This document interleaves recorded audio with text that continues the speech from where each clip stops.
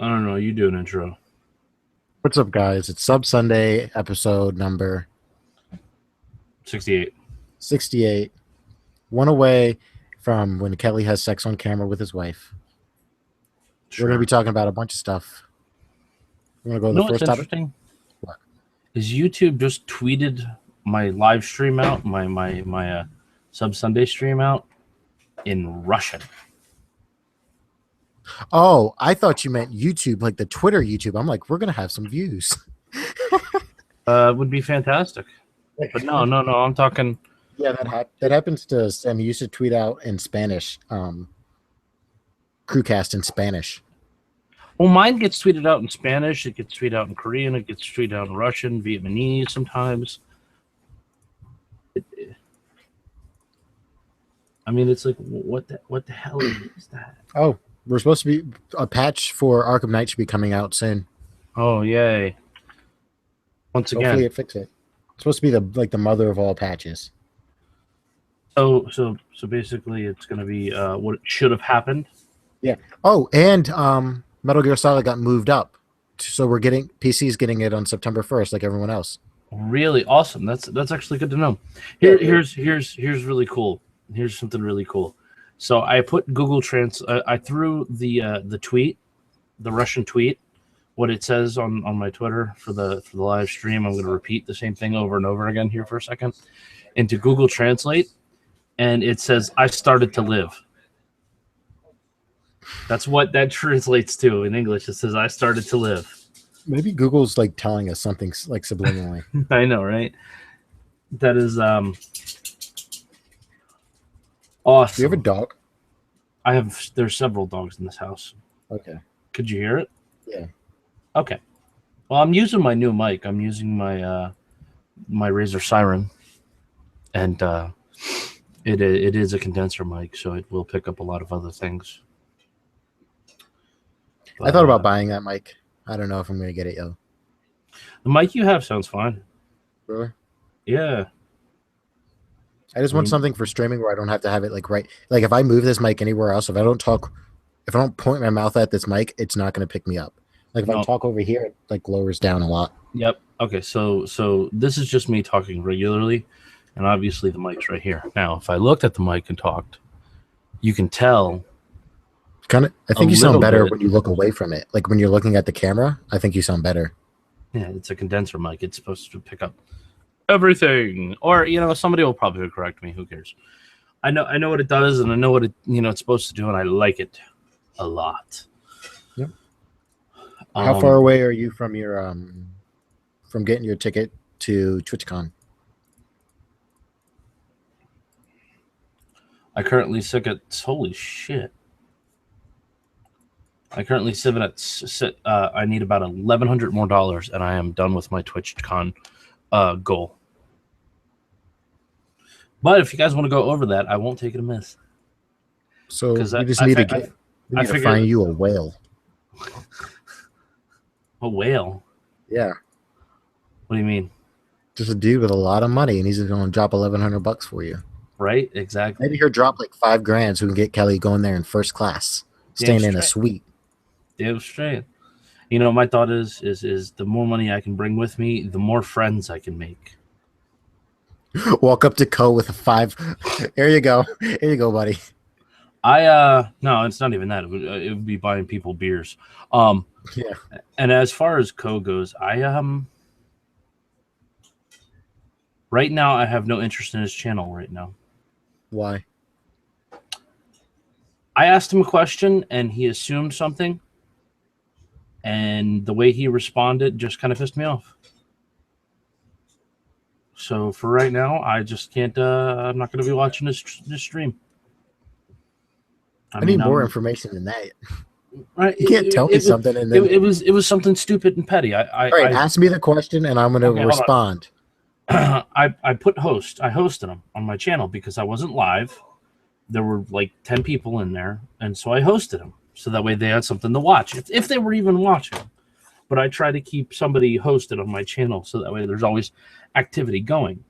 Mm-hmm. And I was like, I've never seen him have like a host prompt if somebody hosts him, I've never seen it. So I asked him. I said, you don't do host notifications, do you? And he's like, no. What are you looking for, PR? And I'm like, really? Were you a little bit, like, honestly, you could put it in the chat and I won't say anything, but a little bit, were you hoping that when you hosted him, your channel name would be put somewhere on the screen? Like, did you want that even a little bit, even if it wasn't your main intention? Honestly, did you want that? Oh, of course you want a little bit of recognition, but honestly, it was more of a curiosity of as to why he doesn't do it. Because honestly, I would do it on my channel.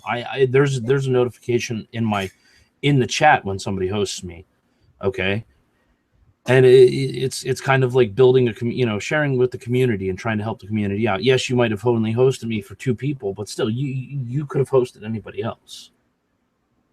Yes. And my thought was I wanted to know why he didn't, and it was just the response was a really dick response in my opinion, and I'm like, really?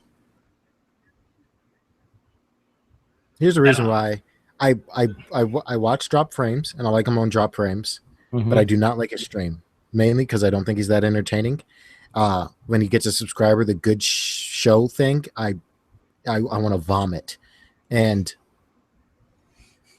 the thing that annoys me on Drop Frames, the reason why even if I did like him, just out of this point, I wouldn't want to watch him. It seems like he's making his stream a lot more high maintenance than it needs to be.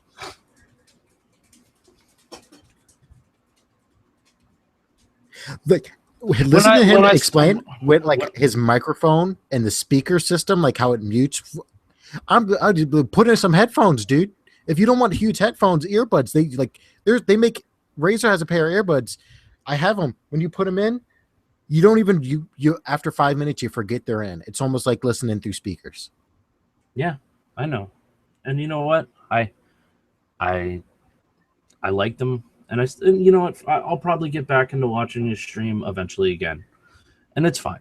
Because I enjoy a couple of people in the community. I like talking to them. And, there are sometimes he's very entertaining. But as of right now, he's getting a little bit too big for his shorts. I can still hear you. I'm just going to walk away for a second. Okay. But that's just my opinion. Okay? My opinion. That's how I feel right now. But it'll pass. It's his thing. That's what he wants. Are you looking to buy, or are you just curious? Well, I guess you could say I'm buy curious. Really? It's the first sign. Wow. But that's whatever. That's here nor there. Yep. Of course, with everybody that's doing that stuff, best of luck to everybody, and I hope it all works out for them. I don't have to worry about that because I watch Soda Poppin' and he doesn't talk to chat. Well, because his chat is useless. His chat is absolutely useless. There's a difference.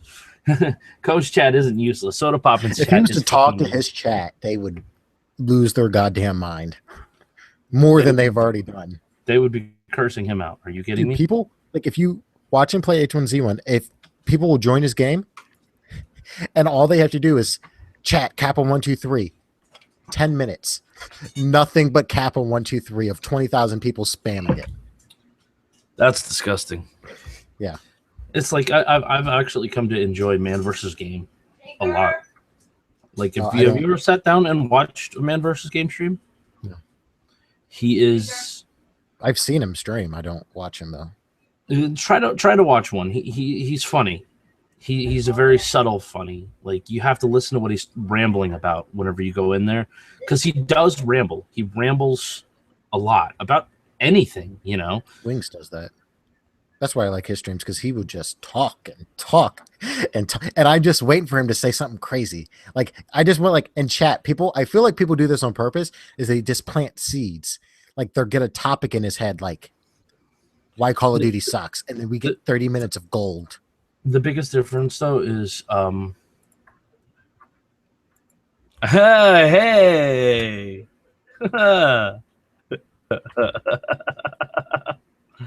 we're gonna actually have the third co-host, because Cole's been demoted to the third co-host. You're now the second co-host. I'm the host. You're one of the co-hosts. Host. Anyways, host. But no, as far as Wings Jordy goes, man, Jordy, as long as he can maintain a constant conversation, he's good. But man just keeps talking and talking and talking and talking. I've seen him just set the controller down and talk for like 20 minutes, and you don't even give a shit about the game. You're like, what the fuck is he talking about? The one thing that I've never, this might be a little sexist, but I never ever liked girl streamers, and like ever, because all right, one thing, girls stream like something about it might have just been the streamers I clicked on, they had bad microphones, but it just seemed like girls' voices over a microphone was so intolerable, like so annoying, and I was like, well, no, fuck this. And then they also had the thing where their web, I know why they do this, and I don't really care about what they look like, but their webcams would be so much bigger than anyone's I've ever seen. I literally watched a stream where it was reversed, where the gameplay was the size of the webcam, and the girl was full screened. That sounds about right. I've seen those too. So the only two girls I've been watching recently is Anne Munition. Okay. And I forgot her name, but she has red hair, tattoos. She was on Drop Frames, the girl one. Oh, LOL Renee. Yeah, those are the only two ones. Dude, watch Anne stream. Like she's a pretty. She's a full-time streamer. She's pretty big. She usually hovers around 600 to 1,000 viewers, 600 to 1,000. She is the. I don't even know how to put this, but like she takes no shit from no one. Like Nice. she will call out. Like you could just be like, "Hey, you should go left," and you'll get a 5-minute rant about why you're an idiot. Nice. She's like the sassiest person in the world, Well, and it's entertaining. I follow about 4 or 5 girls. Most of them are like, hey, follow this person follows, and I check them out every once in a while. But there's one person, if she's playing the right game, I'll go bother her. But it's only because I usually find out what room she's in, and then just completely and utterly beat the crap out of her in Mortal Kombat X with Cassie. So, and that's Little Miss Piss, and it's funny. Just funny. Just honestly, it's funny to find the people playing in open rooms on PS4 and MKX, and then go in there and just like beat them up and then go away. What do you think about Gold Girl's girlfriend? So before you guys get into all that, let me just backpedal a little bit to talk about Jordan. I saw you mention that there was this girl who has, her webcam would be this big, but the gameplay would be like this big. So she, what was it? I think I forgot her name. I think it's like something Pink Sprinkles or something like that. She's actually getting investigated right now because she's been botting a bunch of reviews. Actually, it'd be really funny. I saw it on Twitter. It was like trending for a little bit. And so what she does is that so she'll have the stream going on, and of course she has her webcam there, and the gameplay is like this bit. You really cannot even see what game she's playing because the gameplay is so small. I don't even know how Twitch allows that, but whatever. There's some sort of games going on.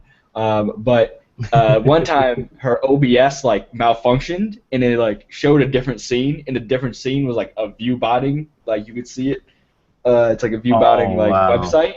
And she tried to drag off it real quick, but people already screen capped it, sent it to Twitch, and she is known for she's one of those girls that bunch of cleavage shots all the time, doing whatever she can for donations, and now, that's a whole different rant, but so everyone thinks that she's getting banned pretty soon, probably temp ban. Speaking of temp ban, you guys hear what happened with the whole swatting incident? Yeah, that he faked it. Yeah, that the League streamer faked being swatted. Yeah. What? There's so on the stream you see this guy come in wearing this hat, and he's just walking around and stuff. And so the guy, the streamer, he's just streaming and stuff like that. And then people start commenting stuff in his chat about swatting and stuff like that. And I think he made he set it up really, really bad because you can obviously tell that it was gonna happen. And then the police show up. It's the same guy wearing the same hat from before, just wearing a police uniform. And he's like, get on the ground, and brings him up. And the streamer guy swings at the cop. And this is when I was like, all right, this is not real. There's no way that you're just gonna be like, you have a gun. I'm gonna try to hit you. And they take him to the ground and everything. They take him away. Stream ends. The stream, of course, the views go really, really high because he's getting swatted and everything, and he posts it on YouTube, and it was like shortly after where people on Reddit were like, wait a minute, it's the same guy as before, and then people were calling for his head, calling for him to be permanently banned. So the only thing they did was give him a temp ban, I believe. Wow. Yeah. I had an idea after hearing this story. Now, this would be so expensive to do and impossible, but the whole stream would be pre-recorded, but you would act like, so you would sit down at your computer, and the beginning of the stream would look like you're talking to your chat, to just like a fake chat that's not there, and it's all a pre-recorded video. And from that, you launch into, in my head would be like a $200 million 3-hour full-scale production movie of you like going into video game worlds and like fighting the bad guys. And don't tell your chat about any of it. They're just like, what the fuck is happening right now? Like you get sucked into Star Wars, you get in a lightsaber fight with Darth Vader, and then you get like thrown into the Mario's world and you're fighting Bowser. Like you just pop through video games.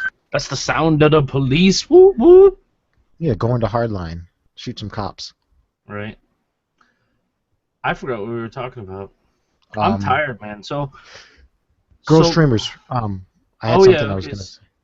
So girl streamers, man, they're gonna do what they gotta do. The legit ones are good. As far as Lol Renee, she's all right. I'm not exactly impressed with her, but I guess to each their own. Maybe she was playing like Fallout when I started watching her, so maybe that's why. It's like Zeke and Man and let's see. Another guy named Eddie Monster I found. I don't even know where the hell I found him. And then there's always Warwitch, man. If you ever want the greatest 3 hours of entertainment in your life, go watch a Warwitch stream. I promise you, you're gonna be like, what in the actual fuck am I watching? And man, this guy is a nerd, but I love it because there's dance parties. He has his wife dress up in a unicorn costume and run across the stream every once in a while. It's great. It's great. It's a family effort. You can't even explain a Warwitch stream. You have to watch it. I was thinking about this the other day, and I think I could pull off. I'm thinking about doing it. I have to look in the TOS though. But there's a category missing in Twitch of just racism. What? Like I would want to maybe do it funny, like paint my face white, almost look like I look like a mime. So have a Confederate flag or a Nazi flag behind me. I would do white face and be super racist. I feel like Kelly, you could do this. I feel like that is a legitimate category in Twitch that is not being filled of just racist. Like, listen, I don't want to limit the amount of half people on this because together we make one. Remember that. And if you're gone, it's just me, and that's not right. The ratio would be gone. I need you to be here. So, just no, don't do any of that. Just put that on the side. Just you can do that at a different time. Do that to someone else. Next week, Kelly, we're gonna test it out. No, we're not. Man, you know something? You are the most racist little mixed kid I have met in my life, man. I bet you hate both races. But you're like, you know what? Fuck you, honky. Fuck you, nigga. By the comment I left on your video about race, part of it, it's kind of it's ridiculous, but it's true. The scary part. End racism, kill everyone that's not white, and you ended it. That's scary. Right. So I mean, we couldn't kill everybody else except for another race. You pick a race. You want to flip a coin? How many races are there? Like, there's one human. Species. Look at that. Species. Slow clap for Kelly right white, there. That was a black, great answer. Middle Eastern. All right, we're gonna. There's six. We could get a 6-sided dice and figure this out. We're gonna depart from this conversation. No. Lefty, pick a number. Lefty, stop. Stop it. You want to talk about Mad Max? Actually, we're going to talk about playing games. What games have you guys been playing this week? I mean, it's obvious I've been playing Destiny, Dirty Bomb, and... Oh, man, I played Life is Strange. Those last 2 episodes of Life is Strange. DeQuazy, you were in the chat for that. I was there. The feels. God. Oh, my God. You about killed me when you typed in, why is somebody cutting onions? Yeah, I was like, someone get these onions away from me. Someone must be cutting onions here because the tears were flowing. But recently, actually, right now, technically, still playing Destiny. The reason being is that I'm just in love with the game, play it all the time, every day. I haven't been able to. The Taken King hype is so real. So that's all I've been playing. I haven't turned on my my PlayStation since March. Well, I am going to say this. If they develop the story and over the next 10 years they actually release quality content, I will spend my money. That's all I'm saying. Did you hear that they're replacing Peter Dinklage with Nolan North? Noel North? Nolan North. Yes. Nolan. So I'm not familiar with him because I've heard he's done a bunch of PlayStation titles. Nathan Drake is his most famous role. Oh, okay. Also, he was also Tank Dempsey from COD Zombies. Oh, okay. All right, then he's good. He's a wide range. I'd say. Yes. He's also in actually a Fallout very. 4. Huh? Oh, he's in Fallout 4. He's the main character. Oh wow, he's the male voice character for Fallout 4. Yeah, he's also in Star Trek Into Darkness. Oh my god. Yep, he's in a lot. He's around a lot. I'm kind of upset, man. I like the Dinklebot. See, I know a lot of. No, he's. Listen, Peter Kel. Dinklage dropped the How ball far are on you into that. the story? Did you finish it yet? Not yet. I've been milking it. I'm on Mars now. But like the reason is it's not like the whole idea. Like when I found out that in the alpha about Peter Dinklage being like Dinklebot, I was hyped because I was like, oh my god, like I seen him in Game of Thrones. He's a really good actor. He's probably put so much into this voice acting. He sounds like he's reading off of a cue card. Yeah, I know. it feels like he's like, all right, gotta phone in my lines real quick. The Hive, they're on the moon. You gotta go there and you gotta shoot them. Yeah, he did not care about this at all. Yeah, there was no. He was like, all right, time to get this paycheck and go. But He was probably drunk, and his agent called him and said, "Do you want to be this thing, Destiny?" And he was like, "Sure, I'll be in a movie." And then he shows up, and it was like, "It's a video game? Well, son of a bitch!" And he's like, "Guardians, fight." What is this shit? And Can I get a step stool so I can get to the microphone? Wow, bro. From the Taken King trailer, we hear just a glimpse of what Nolan North is going to be doing, and that just gives me chills because I'm like, okay, he's actually describing things. They're talking about the story. Because if I didn't read all the Grimoire cards in the game, I would not care for Destiny. But I'm like, all right, maybe they'll put that in there someday. But I mean, they all have it online to read, but if you wouldn't even know anything about the game if you didn't read the Grimoire cards. You have to go to get the story of the game. To get an actual story, you have to go outside of the game. Then your game sucks. Yeah. And Destiny, it's the best what we have right now. It's not I wouldn't say it's a good game, but it's the best PlayStation. It's the best console shooter at the moment. The thing that I like about what they're doing, especially with Bungie right now, is that they're listening to the community, and you can tell that it's getting better. A lot of people joke and they say September 15th when the Taken King comes out, the year-long beta for Destiny is going to be over. And that's basically what it feels like because they are revamping everything. Everything's getting changed. It's not going to be the stuff that you had in year one is not going to be relevant anymore. So basically it's going to be a new thing. Yeah, so all the legendaries you get, maybe the exotics. They didn't talk about that yet. But all the legendary weapons, all the legendary armor that you have, by the time Taken King comes out, can't use it anymore. I mean, you can still have it, but it's not going to do much against what we're going to be fighting from there on. Okay, This is what I want to. Upped. Everything will have to be upped. Yeah. Well, no, because all the weapons so far, the year one weapons, all the legendary weapons in Destiny are not going to be ascended. So they already came out and they said that the weapons that you get right now, they're going to stay at 365, and the enemies are going to be from 365 and up. So you can use those for those base tier weapons when you first start out, but after a while you're gonna have to just ditch those weapons. There's gonna be no way to upgrade those. They're basically relics. I do. I've played a lot of Destiny. I'm 34.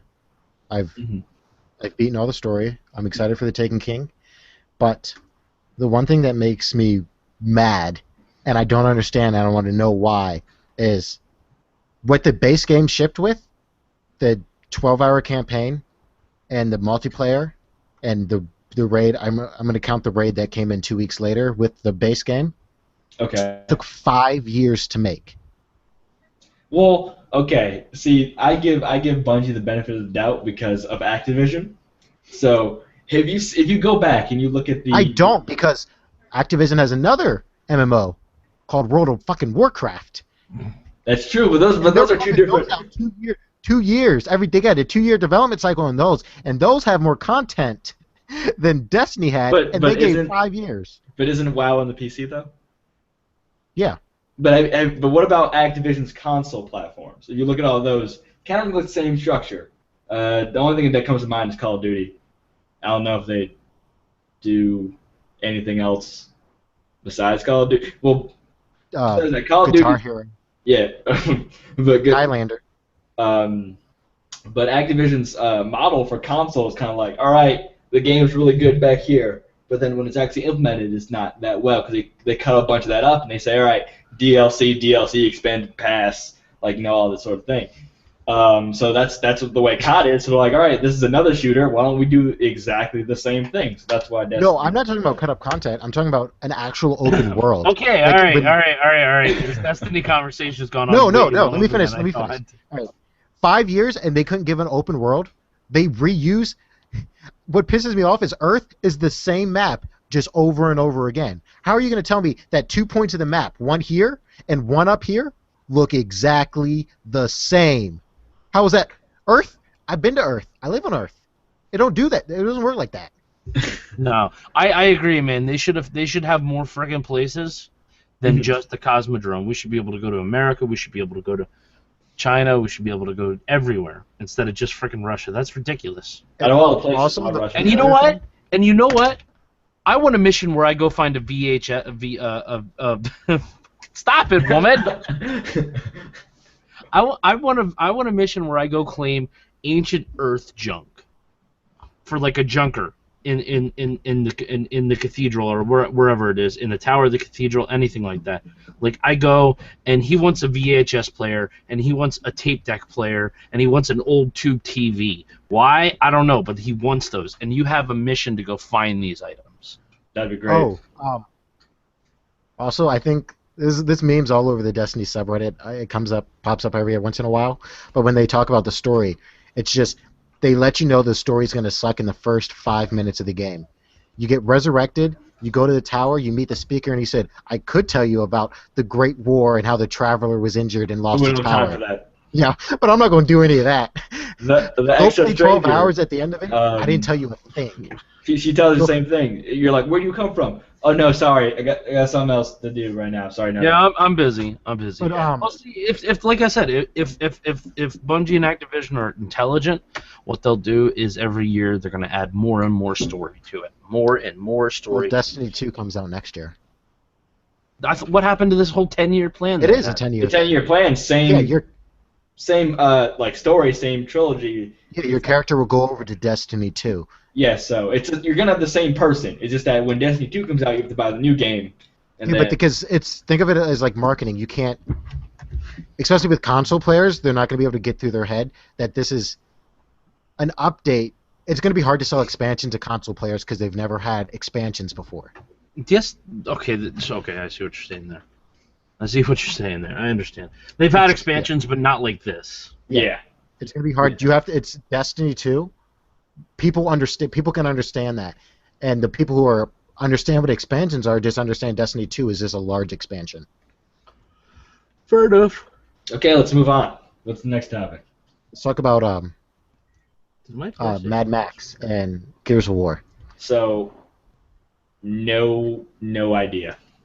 Okay, so Mad Max is made by published by Warner Brothers. Arkham Knight was published by Warner Brothers, and the Mad Max comes out September 1st. Wait, it's a game? I thought it was a movie. Yeah, it's a game. The movie's already out. The game. All right. Comes out September 1st, and it's nowhere to be found. You can't find it on anywhere. PC. You can't find it on PC anywhere. Yeah. You can get it on console all day long, but they're not releasing a PC version. You know why? Because Warner Brothers should be ashamed of themselves for Batman Arkham Asylum. And what I think would Arkham Knight, happen whatever the hell. If the Steam refunds, I think it's Steam refunds. I think if Steam refunds wasn't a thing, Arkham Knight probably would never have gotten fixed, Nope. and they would have released Mad Max on time. Or we would have information about when Mad Max is coming out. Also, if you ask, according to whoever makes Epic Games, Gears of War Unlimited Edition for PC is fine. They never mentioned it being delayed, but you can't find it anywhere. Not Amazon, Steam, the Windows Marketplace store, nowhere can you find. Can you pre-order? And it comes out in 2 weeks. Really? That's Yeah, great. 2 weeks, and you can't find it anywhere. So, PC gaming. Which is really weird because Microsoft should be wanting to push Windows 10 for PC gaming. Mm-hmm. Indeed. And why I would take a shitty port of Halo 5 and have them patch it later. So who's taking the Windows 10 plunge yet? I have on my laptop, and the only reason why I did that was because I wanted to be able to be in my kitchen making spaghetti and playing Destiny at the same time, and I've done it, and it's great, and I love it so much. I mean, it's still a little buggy, a little bit. I mean, there's about a 2-second delay, but I mean, I don't do it to play Crucible. I just play, PoE stuff. I've done it on my desktop, play games, and I haven't noticed any. At first, I noticed performance issues while playing games, but then those were all fixed out as NVIDIA updated the drivers and the games updated. Okay. The only bug I have right now is when I put my PC into sleep. Sometimes it works, sometimes it doesn't. I either go into sleep and then wake back up without any warning. Really? Yeah. Okay, because I haven't taken the plunge yet. I'm Letting everyone else beta test it first. I'm more or less researching about it, and I'm going to find out what goes on, because everything I have works right now. And the question is, why would I want to upgrade to 10 just for DX12? Okay, so I'm kind of curious as to how it all works out, and if there's any issues with streamers, or is any streamers having problems? I don't know. I only know one streamer that's upgraded, and he hasn't had any problems yet. Who? Soda Poppin'. Okay, what all does Soda Poppin' play? A lot of games. H1Z1, and then he has this subscriber Sunday thing where he plays like 20 different games. Okay. And All right. World of Warcraft and stuff like that. Yeah. So my thought is I'm gonna give it a couple more days, and then I'm gonna upgrade my main computer. I have 2 computers from people. As soon as people found out that I work on computers at work, I have like 2 computers to work on now. Are you being compensated? Oh yeah, $50. Okay, I was gonna say, like, don't do that because a lot of people, especially with their computers, there's some stuff that you have to just gut out. Just people. Yeah. Some people, like, for instance, I work with a lot of older people when I have to talk to them on the phone. And there's some people who still have like Internet Explorer 3. Oh my God, why? Like, why does this not work? And I'm like, well, what version do you have? Do you have like, even I was like, do you have 8, 9? They're like, oh no, we have 3. I was like, oh wait, what are you running on? Oh, Windows XP, and I was like, how do you function? Yeah, I built a computer this weekend for my grandfather, and what'd you put in it? he has a AMD processor. It was like he gave me a budget of $800, and I built him a badass PC. Hell yeah. I built him a PC more than he needed. Like, he did not need an $800 PC, but he gave me $800, and I built him a badass PC. Hell yeah. What's he gonna use it for? He makes PowerPoints for his church. Well, that ain't bad. That's all he does. Grandpappy rocking hard. 1440p PowerPoints. But, I mean, he could make a badass PowerPoint. He could, dude. I need to get him into like Premiere. He's showing like he's making movies. Yeah. Yeah, so he has a much better. He has the best goddamn PowerPoint machine you can want. Hell yeah. Good grandson right there. Yep. So my job last night, my job today, they're like, hey, you want to come in at 9 o'clock? I'm like, yeah, when will I leave? About 4? I'm like, oh, awesome, cool, yeah, I'll do that. I'll be able to get out a little bit earlier, right? About 2:30 rolls around, and they're like, hey, you want to go ahead and take your break? I'm like, break? What is this? What is this break thing? I'm supposed to be going home. They're like, yeah, we need you to come back. I'm like, You really? wait till now to tell me. You should have told me Yeah. that as soon as you found out. Yeah. Because they end up firing the guy who bailed out on us on Saturday night. And I had to step into a position I had never worked on the busiest day of the week and pick up the slack. And I'm sitting here going, oh, great. So it was an interesting venture last night. And So Kel, what exactly do you do? right now I'm just a short order chef, a line cook. Okay. Basically, most of the time I'm on sauteing salads, so I cook salad. I make salads, put together salads, and I, cook up some pasta here and there. It's simple work. It's boring work actually, and I can't wait to find another job. You ever do anything like in front of the counter or anything? What do you mean? It's a casual restaurant. It's a Charlie's. It's like Olive Garden type. Oh, I see. Yeah. I was just gonna ask if anyone has commented on the beard. No, but a lot of the waitresses are like in love with my beard. I mean, of course, everyone is. I mean, Yes. it's kind of you probably should have a cult now. I'm gonna be honest. It's probably a bunch of people. The Kelly's. Has beard anybody cult. like told the waiter I would like to? Can I speak to the chef? I want to tell him how great this steak was. I don't cook steaks, but do you make? like I said, did you not hear a single word I just said? I was not paying attention. Damn, the fucking Jordan over here, man, not saying, listening to anything. I said I do pastas, and I do salads and stuff like that. Dude, you're gonna make a kick-ass Caesar salad, and someone's gonna be like, "I need to talk to the chef. This was amazing." And they're like, then Kelly's gonna come out. They're gonna like, what? Is that Odin's son? Is that a Viking? What's going on there? Is that Odin's son? And it is because beard is so intense. I'd be Thor Odin's son. Actually, technically, I'd be Kelly Robert's son, because my father's name Robert, Oh yeah. And my son would be Robert Kellyson. That's great. The majority of the time when I'm watching Kelly stream, I'll be watching what Kelly is doing, and then I'll look at the beard. I was like, look at that. There's like about 5-10 minutes. I'm just like, that's a really nice beard. It is a massive beard. Speaking of that, I was looking at was browsing online, and I found $dollarbeardclub.com. What? Have you guys heard of that? Dollar Beard Club? Yeah, they make fun of Dollar Shave Club, and they say basically that they're that they're little girls because they shave their beards, and the website layout is basically the same. The commercials are basically the same, and they sell beard oil. Is it legit? It's a legit company. I am straight up gonna go see if they want to sponsor me. Oh yeah, definitely, because their CEO, just beautiful beard. Beautiful. Really? Beard. Yeah. That is amazing. And see, this is what MMO games do to me. This is why I don't play World of Warcraft. This is why I don't play a lot of MMO type games, because my ass is sitting here playing Destiny right now. Oh, here, let me talk about that. Let me talk about that. Gamescom was this weekend. They announced new. What? Anything? You guys watch anything or go through any of it at all? Because I didn't pay attention to it. The biggest news for me was there was a World of Warcraft expansion announcement, which is weird because they didn't announce it at Gamescom. Okay. Not a game. I mean, they didn't announce it at BlizzCon like they always do, but whatever. It's called World of Warcraft Legion. It seems like it has a lot of content in it, and they're bringing back everyone's favorite Illidan. Okay.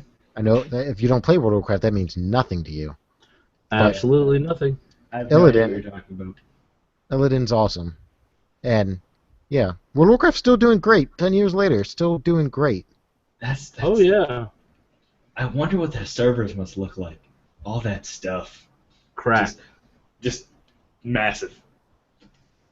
Yeah. So people didn't really like Warlords of Draenor that much because they did the time travel thing with in an alternate universe time travel. So that basically means the story didn't mean anything because you're in another universe, so you don't affect the future. Well, you affect the future, but you don't affect the future you care about. Time travel. But Yeah. this is why. It was a good story, but it doesn't have a long-lasting effect. Which, okay. And also, people are mad because they cut the last expansion short of a lot of content because they want to release the new expansion with the movie in June. Yeah, that's what I heard. I heard that they cut it shorter than they usually do because they want to get a huge hype for the movie and the next DLC, and just basically it's a money grab. Also, they said that they did. All right, to be fair, they did say out of the gate, day one, that this expansion was going to be a 1-year expansion. So it makes sense that it would have less content than the others. But it's not like it was shitty content. It was great. It's a great expansion. You just like sat there and knocked it. No, I was giving criticism that other people do. Oh, I thought it was great, but other people were. Everyone agrees the content was great. They just wish they had more of it. okay. It's kind of like McDonald's. McDonald's is horrible and unhealthy. Did I ever tell you guys the story how I got free McDonald's? I think I've said that before. In the toilet flushes. No, but go ahead. We'll listen. So a while ago, I would say it was back in like 2002, I believe. I was walking into a McDonald's in my town with my little sister, and when we walked in, she slipped on some water right near the door, and she broke her leg. Wow. Like right in the door, like she was like 5, and I was like, whoa.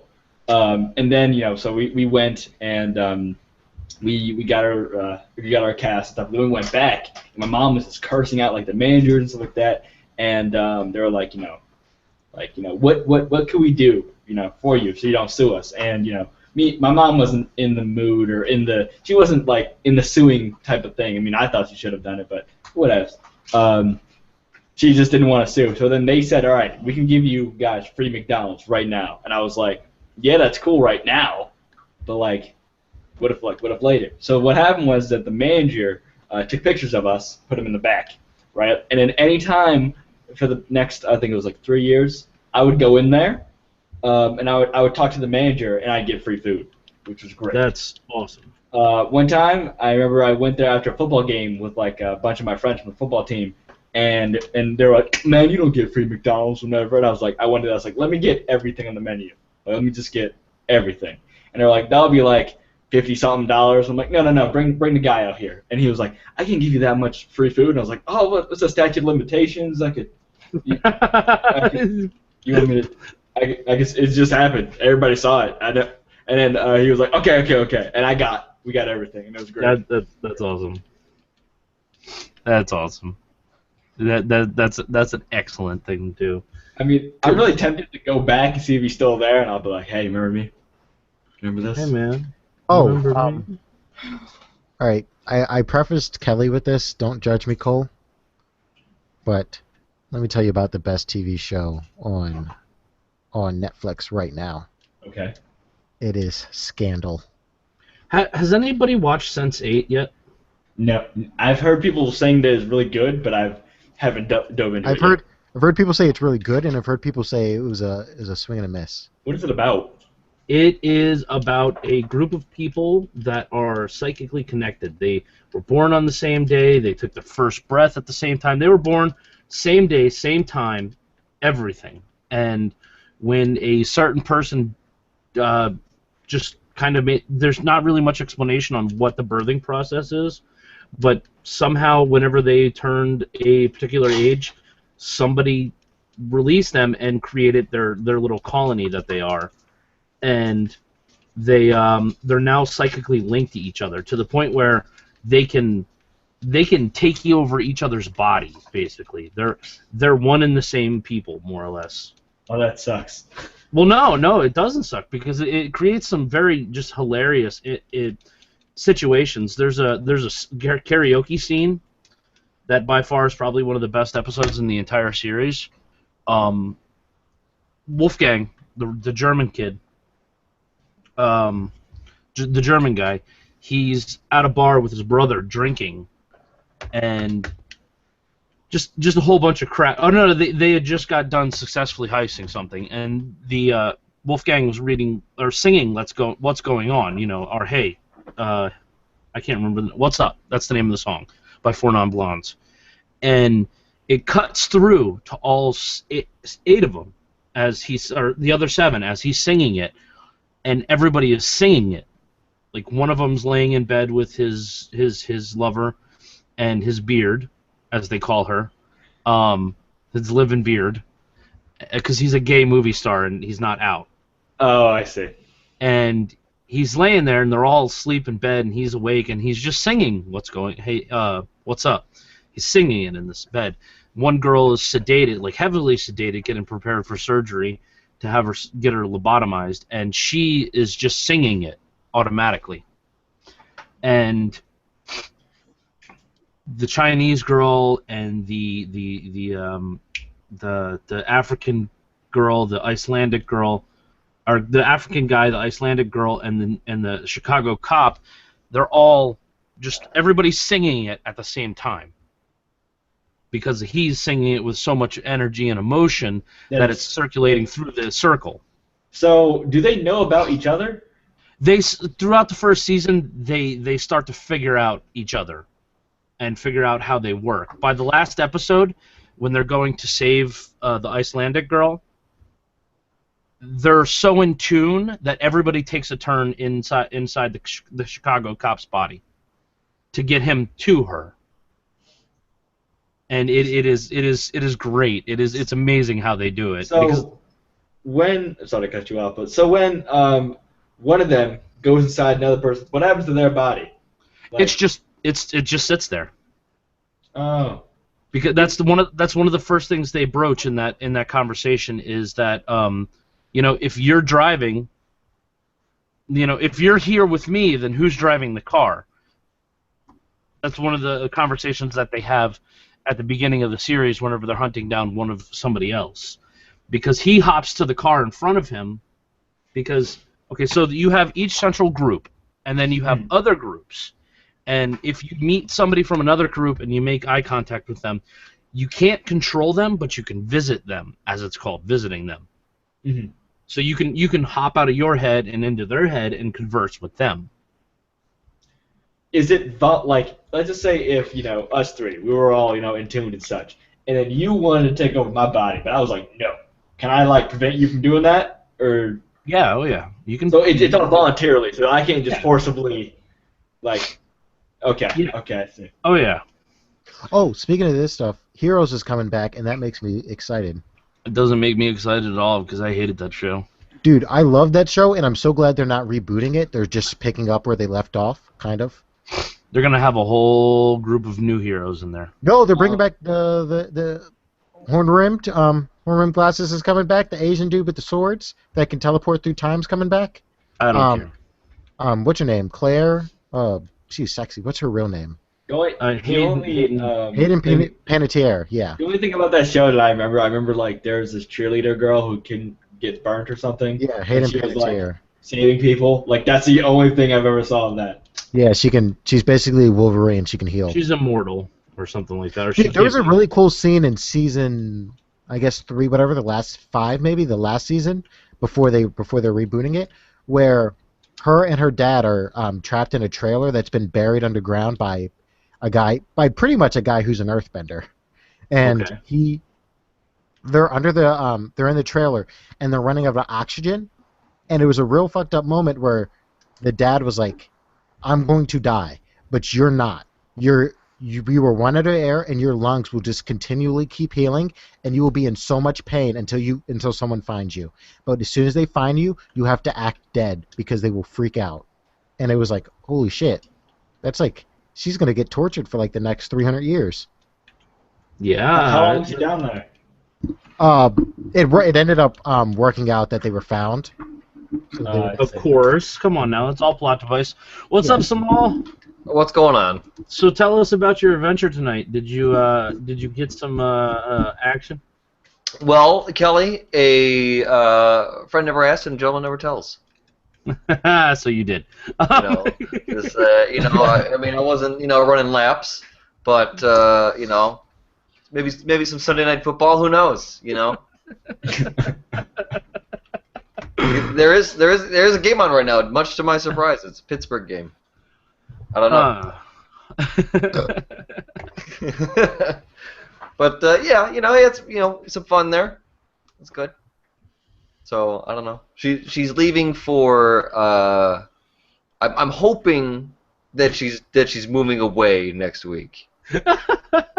So like this is kind of how it's stirred up. So that's pretty much how it works.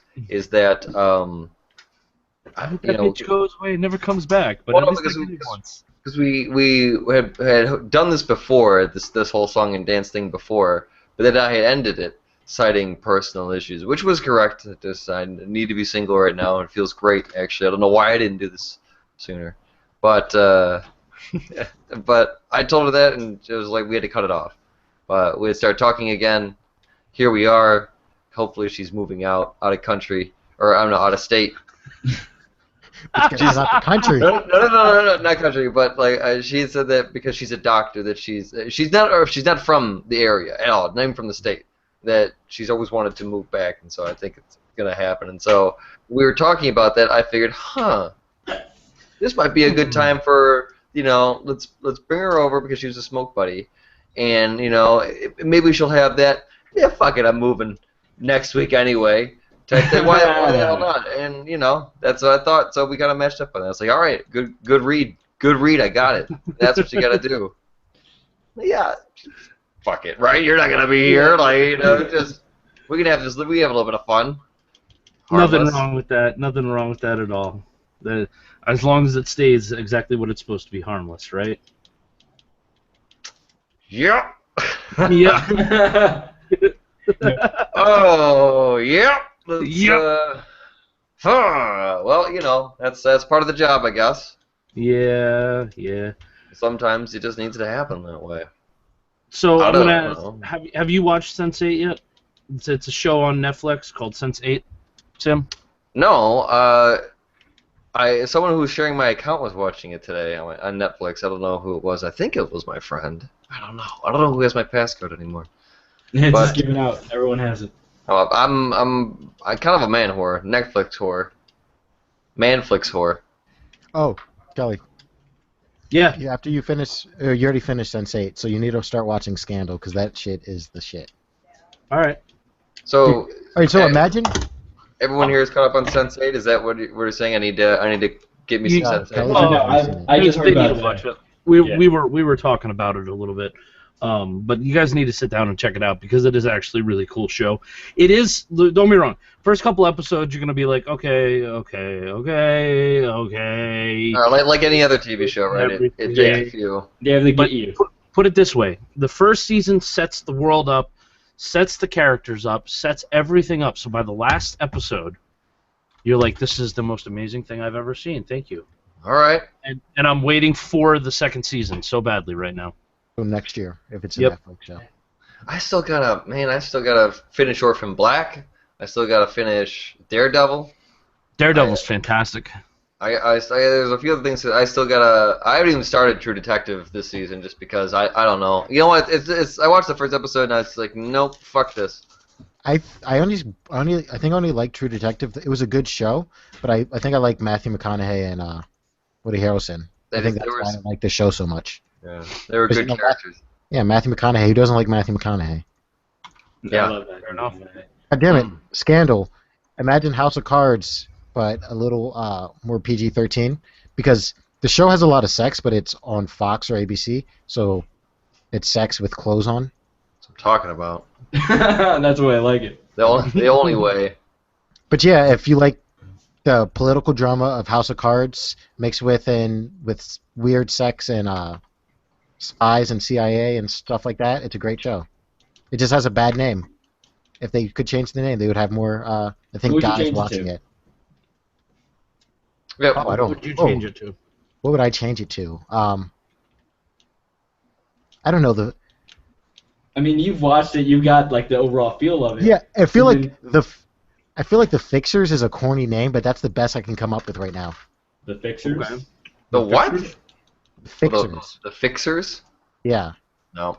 because that's pretty much what. That ain't happening. That's a red light all day. Yeah, it's not a good. Yeah. B613. That's a good name. B613. Okay. Okay, it doesn't give too much about what it is. Gets my curiosity going. I can see Yeah. that. B613. Yeah. Or That like- you're a bingo fanatic. Yeah, see- What's that Russian movie? Is it Paragraph 175? That's what it is. Paragraph 78? No, that's what it is. Paragraph 78. Yeah, but pretty much the reason why B613 is because B613 is like the main secret CIA agency that like does a bunch of shit and tortures people and there's some great torture scenes. They really push the limit of what violence you could show on TV. Really? Yeah. Please. 24 would be able to do that. Yeah, right? I mean, 24, who doesn't like watching Kiefer Sutherland run around and talk very overdramatically? Like, oh my god, we have to hurry up. Oh, what do you guys I know you guys You know it's like it, dude. You know I'm right. I mean, what it is. What's up? do you watch LCS? Yeah, I've been missing out today. Tony's been texting me saying that Gangplank got some play today. Yeah, Poppy got play last week. Oh shit! I mean, I want to watch it, and I do when I can. I watched Unicorns of Love and Rocket today, but I got shit to do. So I'll catch what I can, but I can't catch everything. And I didn't see TSM if they played today. Oh, but the reason why I brought it up is yesterday was the Dota 2 World Finals, and me and two friends, we watched it at a movie theater, and that was really. They've been doing that. There's a place here that plays LCS. It's only one theater. It's like maybe half an hour away from me. But Can you tell me what LCS is? it's the E League for League of Legends. Oh, I see. So like League of Legends Bunch Champion of Series or losers something like playing that. a fucking game about people scrolling across the screen. That's what that is about. Yeah, but don't they make a bunch of money? I'm joking. League of Dude, Legends? The Dota 2 yes. World Champions, the first place, it was like $8 million. Yeah, Oh dude. damn, dude! Because it was a $10 million prize pool. TSM won. Gravity won with Urgot. Damn. Tristana killed it. Oh wow. But yeah, These we were- watched it in a movie theater and it was awesome on a huge screen. It didn't lag, which I was really worried about. I was really worried about movie theater internet. Urgot gets twice. So you watched it. It was a stream. Yeah, they showed the Twitch stream in the movie theater. That's Yeah, pretty cool. that's actually pretty cool. That they should do that. They do that. They do that for a couple things. Dude, It was Dyrus. I don't know. You know how when you go to the movie theaters, they always talk about those Fathom events where you could watch like the opera. Yeah, I know. It was one of those. Yeah. Yeah, it was Yeah. done by that company. But this That's was pretty just ones cool. people want to see. Wow, this is actually pretty cool. Yeah, they were advertising for it when I went to go see Dragon Ball Resurrection. Yeah. Oh, that was. What did you think about that? I saw that. We could talk about that. No, Uh, I I've haven't not seen seen it it yet. yet. You guys can converse about it. Just no spoilers. all Yeah, right. we won't spoil anything. I enjoyed it for what it was. It was fantastic to go to the theater to see it and just be amongst the crowd and everyone Yeah. just kind of reacting and laughing I had to a packed theater. parts. Yeah, I had a packed theater too. It was a lot of fun, and I really enjoyed it. I did not like that Vegeta didn't get enough camera time. Yeah, He should get some more camera time. this is him. Half the movie. Yeah, half the. Oh, one thing I didn't understand, which this could have been his camera time if they weren't, but when Goku goes Super Saiyan God and he's standing off against Frieza, there was a really long 30-second pause of nothing, of them just looking at each other. And I was like, in the theaters, I was like, this seems really, really long. Like, they need to cut this a little short. But other than that, it was great. I actually didn't like the fight that much. It kinda You know sucked. what? Well, you know what? It wasn't. Yeah, the fellow fight was a little lackluster as well. He could have done a little bit more. There was a lot of good punches that were thrown though. A lot of good stuff like that. But I felt like the weakness that was exposed was a little meh. But Yeah. albeit, I can't argue because it makes sense. It makes goddamn sense because It does. that's how it happened with the other Saiyans. Like it has happened to them before. Like it's And It's a the thing. real reveal at the end of the movie with Vegeta, that can't kind of. It seemed like they should have made a bigger deal out of that. well. It's Kelly. Did you see Battle of Gods? I haven't watched a Dragon Ball movie since Yeah. Okay. Well, there are two movies that you can watch. I can give you Battle of Gods. Okay. And I could probably get Resurrection F too, but Is if you guys that the want- one where like he's facing this guy and it looks like a cat? Yep. Yeah. Beers. Okay. Beers. Well, you do know that they made Four beers. you know they Yeah. made I made thought that GT canon, right? What's that? GT is now canon, right? You know that, right? Yeah. What? No. Yep. What? Yeah. Was that the new series ignored GT? No, Yeah. it's before GT. Well, yeah. So ignore GT, right? Like, As long as you don't go past GT, then you don't have to worry about it. Yep. Keep it 4. It takes place between Z and GT. well, I haven't seen it yet. I'm enjoying these movies though. These were actually pretty good treats. They were just like really long-extended little tasteful episodes there. A lot of comedy, which was really good. So I Bulma? liked that a lot. It's always great. Yeah, Bulma's always the shit talker. Yeah. Like her Gohan looking like a bitch, Yeah. Wait, But is still- this still older able to- Gohan or is this his young? Which one? This is like Married with Kids Gohan with Kid Gohan. Yeah, Oh, he's yeah. in school. Yeah, like he's just in Hey, a, do you guys remember when He it can was still him? fight though. he still turned it on. He still got it. Like, you guys remember when Gohan was like younger and he did that like one-handed thing with his dad and everyone's like, oh my god, he's gonna be like the most beastest like Saiyan ever, and then he And just then he- like got worse after that. It was Well, it was Chi-Chi that made him do that. Chi-Chi made him stop training as much and concentrate on his academics more than anything. Because if you don't realize it, Goku never went to school. He's actually a complete dumbass when you think about it. He's an yeah, idiot. he's an idiot. He's an idiot. He- He's just down to train and fight. yeah, he's like, okay, my purpose in life is to eat. Goku, why don't fight. you provide for this family? It's like, but Right? I gotta Well, train. I mean, but like, who else is gonna like all these other aliens and people come from hell and stuff? You're like, who else is gonna fight him? Right? Also, If you didn't do it, like, who would? It's ridiculous. So she didn't want him to be a dumbass. That's why, and you know he turned out to be a smart guy and married Videl, you know, Mr. Satan's daughter. I like that that the remainder of Earth's Guardians, you know, that they leave one Super Saiyan, albeit like kind of half of one, still on patrol at Earth just to make sure. But Piccolo's still rocking it. He's still killing it. Tien still doing his damn thing. Hell yeah. dude, Call- that weird calling space out- ranger. That Oh yeah, space that ranger. guy, Chaco. Hey, Paco. Yeah.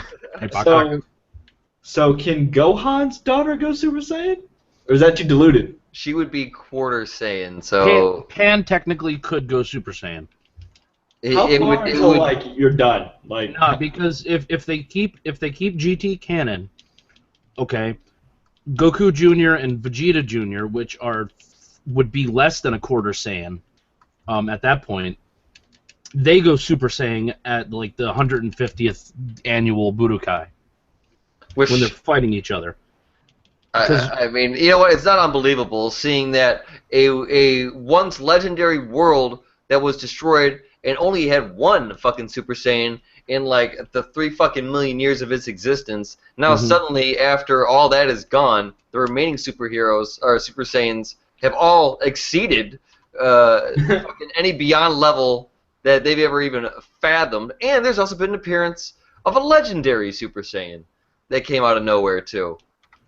Yeah. God. And a motherfucking god. and a god. There's two now. You know. Spoiler. Well, see, that's the thing. It's like it's not. You fucking knew it. Like. Yeah. Goku Jr. He the story is he's on his way home from school, and he gets beat up by a bully. And Pan finds out and has a freaking heart attack. She's like, "Wait a minute, you telling me the great grandson of Goku got beat up by a bully?" And she has a heart attack. So him and his little bitch fit, he remembers tales of the Dragon Balls and his great-great-grandfather journeying around the world to find them. Great. Two greats? I'm sorry, great-grandfather. Excuse me. Okay. That was my fault. And he sets off to go find Gohan, not Grandpa Gohan, not Gohan. Grandpa Gohan's abandoned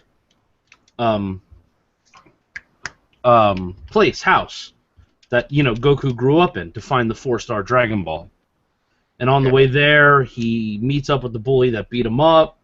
He saves the bully's life and ends up getting cornered by a bear. Him and the bully gets cornered by a bear.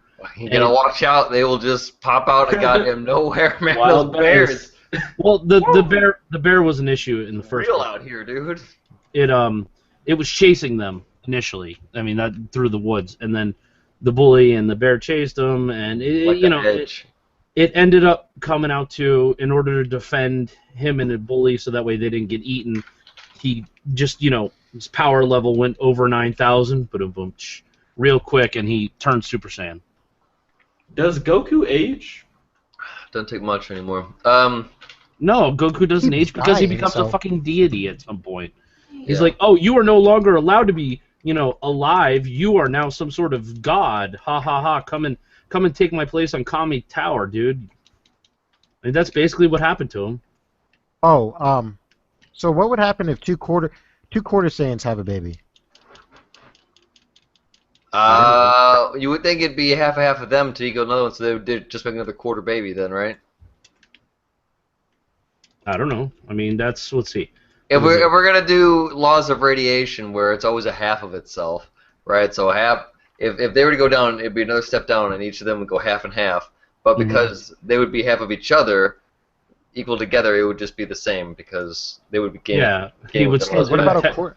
It would So take two quarter Saiyans, if they added sex together, they would make another quarter Saiyan. Is that? Well, you could do a quarter. Well, I guess technically, if you wanted, like, it was like a Saiyan thing to keep the bloodline alive, you could do a quarter and a half have a baby together, and The sort of. problem is No, there's- now you're going into improper fractions. I think is because you would go half of that one to the other. the issue is there's only like 2 friggin' Saiyans left, anyways. Yeah. I mean, if they weren't as committed, and they're trying to bring the race. I mean, There's no female Saiyans, so and plus there's no female Saiyans, so no matter what, you're gonna have a diluted bloodline with humans No. in there.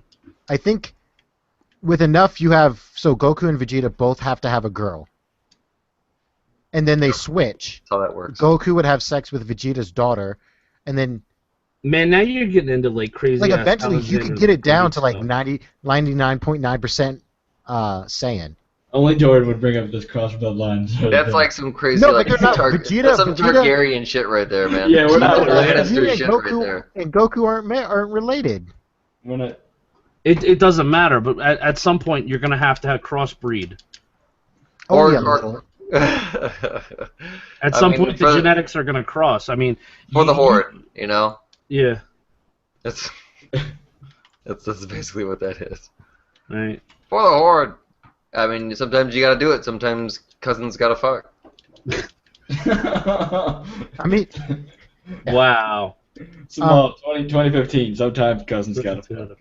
I mean, you know, I feel like this is like the rich in me that's just slipping out because he was something like that. Oh my But yeah, God, man, gay rich. people are getting married. Then yeah, why can't cousins? Oh, see, Oh, Richie Rich. we're going down a road I'm that. pretty sure he said that before. I don't know. Yeah, Just like, probably. Oh, I it's have no like- doubt No. he said that. yeah, Rich had good points. He was like, why can't I have more than one wife? Mary, why can't I get 2 wives? I don't. Yeah. Sanctity of marriage, man. Yeah. Dude, Rich would have ridiculous but like well thought out points, and it would make Blue Sage so mad. Uh, those Oh, how is old Blue Sage? Anybody talk to him? No, he's cut himself off from all social media. Yeah, he went. Really? Yeah, he got caught going back to back with a friend again, and his dad. Whew. Nice. If I remember, wasn't Blue Sage? I swear, did I meet him before? Yes, you have. I mean, he was a host of Crewcast. Oh yeah, definitely. Because I remember when I went on Crewcast too, because like I was trying to like go on and have like this very like stable approach to everything. And then things got really crazy, and I was just kind of like at the end like, wow, these guys are unique. Just gotta tell you guys to jump in, man. That's really just I was on But- Crewcast 3 times. that's why I tell him, just jump in. Just kind of like Sub Sunday. Just jump in. Yeah, dude, it really is. I mean, I haven't been on Crewcast in a while, and at this rate, with considering I'm like, hey, I don't want to work Tuesday, and they schedule me on Tuesday, I probably won't be on Crewcast for a while. Dude, Tuesday is not a day for a gamer to work. It really isn't. Tuesday's Tuesday's big game reset day. That's where I'm at. Tuesday is reset day. Yeah, where Tuesday's I'm at reset in my game. life right now. Reset day for every game. It's new game day for new games. It's weird they picked Tuesday. Yeah, it seems like Call of Duty has been doing Friday, and they're doing Friday again this year. They don't need to do Friday. When does the new Call of Duty come out this year? Isn't it November? Does it usually come out in November? Yeah, November Where? 6th, I think. Or Yeah, 9th. November 6th. And the reason why I always know that Call of Duties are in November is because usually I would plan my plan my birthday around it, because my birthday's on the 4th. So normally it's either the 2nd, or the 6th, where the 2nd, the 4th, the 6th when the game comes out. And I remember being, what was it? I remember being 17. No, I was 16, turning 17. Buying Call of Duty Ghosts, and I had to bring my birth certificate with me to prove that I would be 17 Your by the time. birth certificate? Yeah, because I didn't have any sort of identification. Remember. So like the only thing that I had was like literally like my birth certificate and the school ID, and I really wanted to get the game. And the manager was like, "Can you bring me something that tells you that tells me that you're old enough?" And so I was like, "Listen, the game comes out on November 4th. My birthday's in November 4th, so I'll technically be 17 by the time you hand me the game." So I could stand here, right? And he was like, "You need to bring me back something that proves that." So the only thing I had was my birth certificate and my school ID. So I was like, "Here, look at this." And he was like, "Okay, cool." And that's what happened.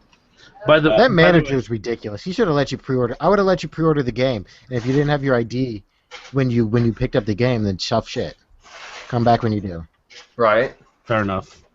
All right, so what makes a video game rememberable? By the way, rememberable is not a word, Jordan. It's a word. As my wife has Rememberable. just pointed out very obligatorily. So What me, makes I- the game rememberable to you guys? to me, I think what makes a game memorable is its ability to shock and wow me. That's definitely like a big play of it. A good story is always great. I like to be immersed. I like to be in. I like to care about what happens. Like if a main character dies or someone dies, I want to feel it. I want to be like, that person should have died. It was too early. Like I want to have a connection to the game, and that's what usually brings me back to playing a lot of the games like in the future.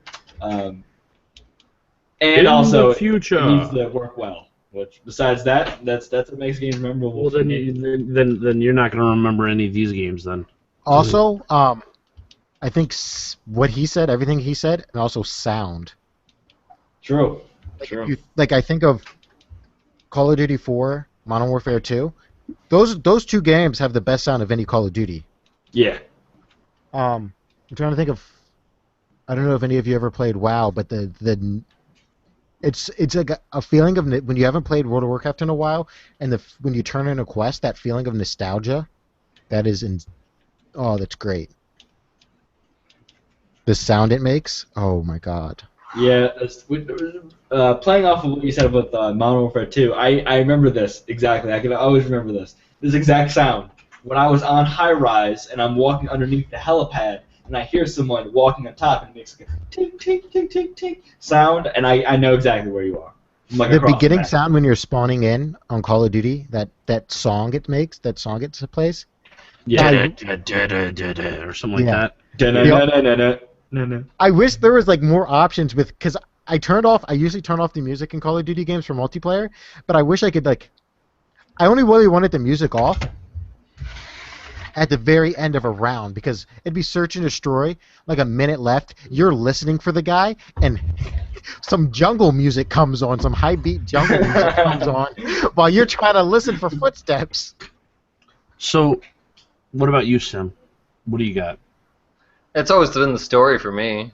I mean, that's what I'm gonna hook to right now. It's just I've always liked Warcraft for its lore. I've always liked StarCraft for its lore.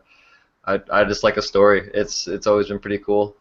I think it's probably why I like Heroes of the Storm right now too. League of Legends was cool because of the lore. A lot of the video games I like to play, just Playing because of the League story right now. behind it. Ratchet and Clank and Heroes of the Storm right now. Heroes of the Storm is great. Okay. I like it. It's pretty good. But yeah, I've always been a fan of the story. It's always been that for me. Sim, Heroes of the Storm real quick. Did this get you hype on the Battle.net app, Overwatch? They added Overwatch, so hopefully a beta soon. Yeah, that looks pretty cool. Yeah. I'll try that one out and see what it's like. I Dude, think it's gonna be good. that reveal trailer for Overwatch, that was great. That was like a Pixar movie. Yeah, it was pretty good. I'm gonna say I don't really much care for Overwatch. I know a lot of people are like, "Oh my god, it's a MOBA," and I'm like, "Oh my god, I don't care." Dude, it's a I will first-person enjoy. shooter with abilities that are very similar to a MOBA. I will enjoy my Dirty Bomb because honestly, it's funny. It's fun to me. I like the crap that gets talked in the game. The characters are just spewing so much garbage during the game. It's not even funny. That's funny for a while. It was like South Park. There's like when you were waiting too long to do something, or when you're in the menus and you misclick on something, the Cartman would talk shit. That was funny the first 2 times I heard it. Yeah, but there's after a while, difference. they repeat. But once you get the fun of just sitting down and getting a good group together, and then you bum rush the other team, and they got no chance because you just keep pushing them back, and then you just strap them right in the spawn, complete the objective, and you got the match done in like 5 minutes, and everybody else on the other team's like, "Man, fuck you." It's great. Yeah, I don't. I've had that with you with a group of like 3 other people, and it's boring to me. It's not that fun. Okay. I don't know if you guys talk about this. Have you guys talked about Rocket League yet? Yeah. Rocket League's fun. I think I need to actually, I don't know, the few times I played it on PlayStation I suck at it, so I think I just need to get used to it. Is it better with controller? People say it's better with a controller. Yeah, it's a controller. Game's made for a controller. I did not know that it pairs the PC people with the PlayStation people. It's cross-platform, which I was is like, fantastic. What? So like this guy's playing with like a mouse and keyboard, and this guy's playing with a controller, and they're on 2 totally different platforms. Yet they're And I was like, that's great. I've never seen. Is there any other games that do that? Yes. Yeah. Final Fantasy Shadowrun. 14. Yeah, Shadowrun did it with the 360 and PC. Final Fantasy 14 is doing it right now. Elder Scrolls Online is doing it right now. And Portal does it with PS3 and Steam. Yep. Yeah. Yep. That's a good one too. I've played that. That's hard to set. That's not an easy thing to do. Yeah, no. No, I'm talking about as the user, because I tried to play with my friend who's on PS3 and I'm playing on PC. That was a hard thing to figure out because there's not just add your PlayStation friend here. That was difficult to figure out. Yeah, but once you figure it out, it isn't an issue. And there's no on Google. I don't know if I suck at Google searching that one time, but I couldn't find a tutorial. It was like trial and error. No. There you go. All right, so Fantastic Fail. I meant 4. Did you guys see it? I haven't seen it yet. Oh Yes. my God, no. Kelly, when it was like an hour, maybe hour 20 minutes into it. I'm looking at my watch and I'm like, I don't give a fuck about any of these characters, and I haven't seen the bad guy yet. I heard they took out all the humor.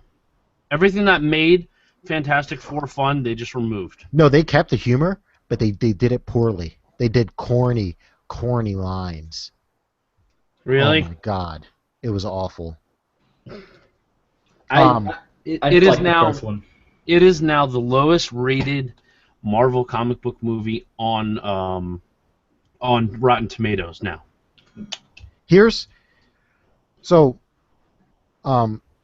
The beginning wasn't that bad. They go to the planet, and which was then as soon as they get to the I think they Planet X, they completely went downhill. That's where it went downhill because you have a team of scientists, people who are not supposed to be stupid. they see what looks like a volcano erupting green ooze. Reed Richards, supposed to be a smart dude, like, oh, I'm gonna go touch it. I gotta go touch Gotta it. go touch it. Gotta go touch this. If you ever heard of the scientific method, number 1's touch it, number 2's taste it. Actually, before taste it, it's lick it, then you taste it. I mean, even though you're doing the same thing, but you gotta get in there. Gotta get hands on, literally. So the bad guy, so basically the bad guy gets left at that planet, and they all go back. Something happens, and they all go back, except for Doom. So Doom's there for a year and a half. They come back and they find him, and he's still there, but he looks like a robot now. He doesn't look like Doom. He looks like a robot, and he moves like a robot. Okay. And he gets down on his knees and he's like, "I knew you'd come back for me. I knew you'd come back for me." And when they bring him back, they just leave him alone. And it's like, you don't have mental problems for being by yourself for a year and a half. You're fine, even though you look like a robot. Everything's perfectly fine. Look at him. And He looks they bring perfectly the Well, looks like there's no problem here, ladies and gentlemen. We can just go ahead and move about our lives. so they lose Doom on the planet the first maybe 20 minutes. You go fast forward an hour and 20 minutes. You don't see him. They don't mention him. It's just bullshit experiments that you don't care about. At the end of this movie, you will not care about any of these at all. You're rooting for Doom, who you don't care about, to kill the other people you don't care about. Nice. Nice. Classy. And then they So- bring him back and they completely solve the bad guy problem in about 5 minutes. Of course, yeah. Oh, here's a line. Here's a line. Tell me what you think about this line. So they can't beat Doom by themselves. They have to team up. They have to focus all their power together. Yep. So Wait a minute. What power are they focusing together? no, like teaming up. They don't have they're not all shooting like an energy beam. They can't all do I'm that. like, wait a minute. Nobody should. The only person who could possibly shoot a energy beam, Shoot torch. Sue, and No. Torch. Yeah. Well, isn't that they're trying to combine that so it's like a flaming psychic An rock invisible punch? flaming psychic rock punch of Yeah. stretchiness doomness. Well, it was Yes, compressed because of the stretchy matter, but it doesn't make sense because it's stretchy. Reed is trying to give a pep talk, and I don't know this line. I feel like this line could be cool if you gave it to someone who could deliver the line, but Miles Teller cannot say this line. So he's saying they all need to work together, and he was like, "Guys, together, separated we're nothing, but together we're fantastic." Oh, And I wanted to get up and walk the hell out of the theater for that shitty line. That's And pretty late. then they had another cheesy line with the Thing, and Oh, by the way, is the Thing permanently like that, or can he change back and forth? he's permanently. Okay, good. Woo! At least they kept that way. That was one thing I heard, that they were going to have him be able to change back and forth, and I'm like, what? Yeah, the Thing. So the whole middle of the movie is Reed trying to reverse what happened to them. Obviously, Mhm. Johnny's like, "Fuck you, I'm keeping this shit." Sue's kind of like, I could take it or leave it. If you figure it out, I'll get rid of it. But if you don't, oh well. And obviously, the Thing is like, get me the hell out of here. Yeah, he But was never The happy. thing that I think they did really well in the second Fantastic Four movie, and in the first one, they had Michael the Thing had a Chiklis. girlfriend. Michael Chiklis. Yeah, he had a blind girlfriend, right? Yeah, Yep. which she was not that bad even. Kerry Yeah, Washington was his She girlfriend. liked him. She didn't care what he looked like. She cared about him. yeah, and that was cool. That was cool that you grounded the Oh. character and you made you kill. We were waiting for you to finish saying what And you're saying. that- Yeah, and that was cool because you cared about the character. It grounded the character. It gave him something that he now realizes he's not going to be able to get turned back, and it's about him trying to deal with being accepting who he is. This character, they didn't do anything like that. It was just sort of like, I don't want to be this way, and he's kind of upset. And he wasn't a good actor, so you don't believe that he was upset. Yeah. I mean, Shitty yeah, movie. Shitty movie. that's a bummer. Okay, well, did they introduce any element that would be added into the Marvel universe then? Because No. I had said that. None of that trash will ever be No. introduced. I told to everybody, Marvel. repeating myself over and over again, that Ant-Man was not necessarily a good movie. It was at most, at best, a DVD rental. but its only purpose was to introduce the Pym Ant-Man into particles. the universe. No, I thought it and was- and that too. I thought it was more the particles, the Pym particles. Yeah, I thought it was a decent movie. Now, tell me this. Now that you saw the movie, couldn't you imagine switching the Mexican friend out for Rich, and it would be the same movie? I don't even know what to say to that, but okay. Oh shit. With Rich. Yeah, like Infinite Rich. Oh yeah, Michael Pena. I mean, is this? I would love to have that guy on the show, but he would just keep on going. Well, I guess Rich keeps on going too. Yeah. I mean, is there much difference here? I mean, really? Well, I think Rich is a little more out there in terms of what some of the shit that he says. I mean, you know, how many times has someone said something and you just like have to just sit there and just be like, I don't. You have to process what you said because you don't know if it was stupid or genius. Well, it's just like I'm processing. It's like first off, I don't know if it was a question or a statement. That's number one. I'm trying to figure that one out. I'm just like, I don't know. Was he asking me or telling me? Like, I don't. What? I like how he says things so matter of fact. Like, this is truth. Is this like? The greatest Rich line is, I don't know. I don't remember. I think he was talking about the plane that went missing, and Blue Sage called him out on his shit, and he was like, I don't know if anything of this is true. He's like, everything I say, I believe. Whether it's the truth or not, it's not my. Old Rich. That was the greatest thing I've ever like. What does that everything I say, I believe mean? to be true. Whether it's the truth or not is not my problem. I mean, it's just one of a kind right there. I think that guy. Whoa, shit. He is indeed one of a kind. Sorry, I went to the store here. Yeah, but I don't know. Did you like the fight scene with the Hawk dude and Ant-Man? With the yellow jacket? Oh, with the The black Hawkman. dude. Yeah, Hawk. Yeah. I don't know his name. Hey, wait a second! The Avengers don't see color, but I liked it. It was the fight scenes. The fight scenes in the movie were pretty cool. I think superhero syndrome, where the superpower, like they're able to get around and infiltrate everything that just happens to have that one weakness that is their power. You know what I mean? Just Oh yeah, everybody. just like we're the Avengers area, but we also have a giant bug problem. Don't worry about it. If there's that many open fucking vents and areas inside the Avengers building, like you would think that they would like. Nobody would think that. Like, you're a fucking superhero building, dude. Like, people have done you've seen some crazy fucking shit. Aliens came on the top of New York and, like, destroyed half the city. You just don't think that maybe there's, like, some sort of invisible or, like, snake-like or anything type creature that could maybe just, like, sneak into this huge, like, 500, half-mile long vent that you just have. And it never. Going through everything, and then again dropping up into every single room too, just like. And it never entered Tony Stark's mind that he's seen Loki transform himself into other people. He never thought maybe Loki could transform into like an ant, something very small. I don't know. They didn't have the bug protectors on at the Avengers headquarters, and you know what? They bought the building used, so I guess I really can't.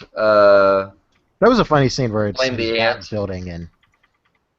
Yeah, this is pretty funny. They make a lot of references to Stark and the Avengers, and so they obviously fights Hawkman. Yeah, so I wonder if we're going to see Ant-Man in the next Avengers movie, or is he just going to be in Civil War? Ooh, he's gonna be in Civil War. And did you read the teams that they have for Civil War? Oh No. yeah. Speaking I of saw Civil War, isn't it in the comics where like they literally call everyone? They're like, all right, everybody, Yeah. this It's fight's everyone. going down right here. Everybody come here. Yeah, How are they gonna pull that off? it's going to be like an Avengers movie. No, but Yeah. like everyone. Like that's a lot of screen time with different people at the same. No, it's not, because the main focus of Civil War is Captain versus Iron Man. Iron Man. So you just need them for a few fight scenes and for a few lines of dialogue, but the main conflict is Iron Man and Captain. Who are you guys voting for? Well, I know who wins. I mean, just purely based off like your own, without knowing the ending, of course. Who would you Captain. say? Because Captain's side of the issue, I think, is better than It's Tony's. valid. Yeah, he makes a lot of good points. In that comic, he makes a ton of great points. All right, here we go. I got the team here. So on Team Captain America, it's Captain America, Hawkeye, Falcon. That's who it was, the black guy. Falcon, Scarlet Falcon's Witch, Cap's friend. Scarlet Witch, Ant-Man, and the Winter Soldier. Next up for Team Iron Man is Iron Man, the Vision, Ooh. Spider-Man, Black Widow, and War Machine. So I like that makeup a lot more. See how mad people are that what's his name got kicked out for War Machine? Black Panther. Done. Oh yeah. What? Yeah, Black Panther got replaced. Since Black Panther has already been confirmed by Feig, the director, as personally as being neutral. He's on a mission, so I don't know if they'll make reference or if he'll show face, but he's going to stay neutral throughout this whole thing. Yeah, he has a movie in like 2018. All right. What Oh, is the new Storm. What do you guys think of the new Storm? They got rid of Halle Berry. What really? Who's going to be Storm now? They got a younger Storm because they're doing she's Days of getting her Future own Past. a movie. younger Storm? Because they're doing her Oh. own movie. She's getting her own movie because she comes from a tribe in Africa. I She's don't from think it's Kenya. the same one that Black Panther is from. No, she's from a different part of Africa. Yeah, but Yeah, like, but she has an awesome story. Everyone in her village have crazy mutant powers. She comes from like a village of full mutants. She's like the weakest one of them too. I know her nephew was a mutant. Yeah, like her whole village. that's intense. I don't remember what her nephew's name is, but her nephew is a mutant.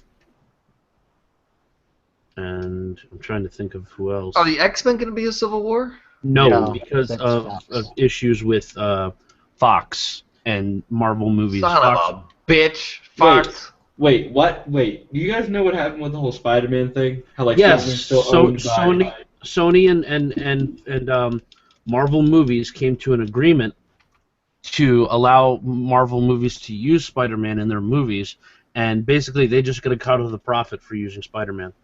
Why doesn't Fox look at that? All the Marvel movies make a whole bunch of money. Well, see, it's like Well, this. 'cause the last X-Men have been Fox, good. Fox needs to realize that they need to give up the rights to Fantastic Four, like now, because and let Marvel recap something from that, because those were travesties. That movie was a travesty. Of the Fox movies, I think they figured out Marvel's formula to make good movies because the last two X-Men movies were great. I like Days the of last Future two Past was X-Men. fantastic. Yeah, those are really good. I really like those. I love Days of Future Past, and this next X-Men movie is going to be Hugh Jackman's last Wolverine. Or He's repeating. making he has a standalone Wolverine movie coming out after. Yep. Didn't he just have one a little bit ago? No, like 2012, Was it? Oh my 2012 god! or 2013. Wow. Yep. Something about Japan or something like that. Yeah.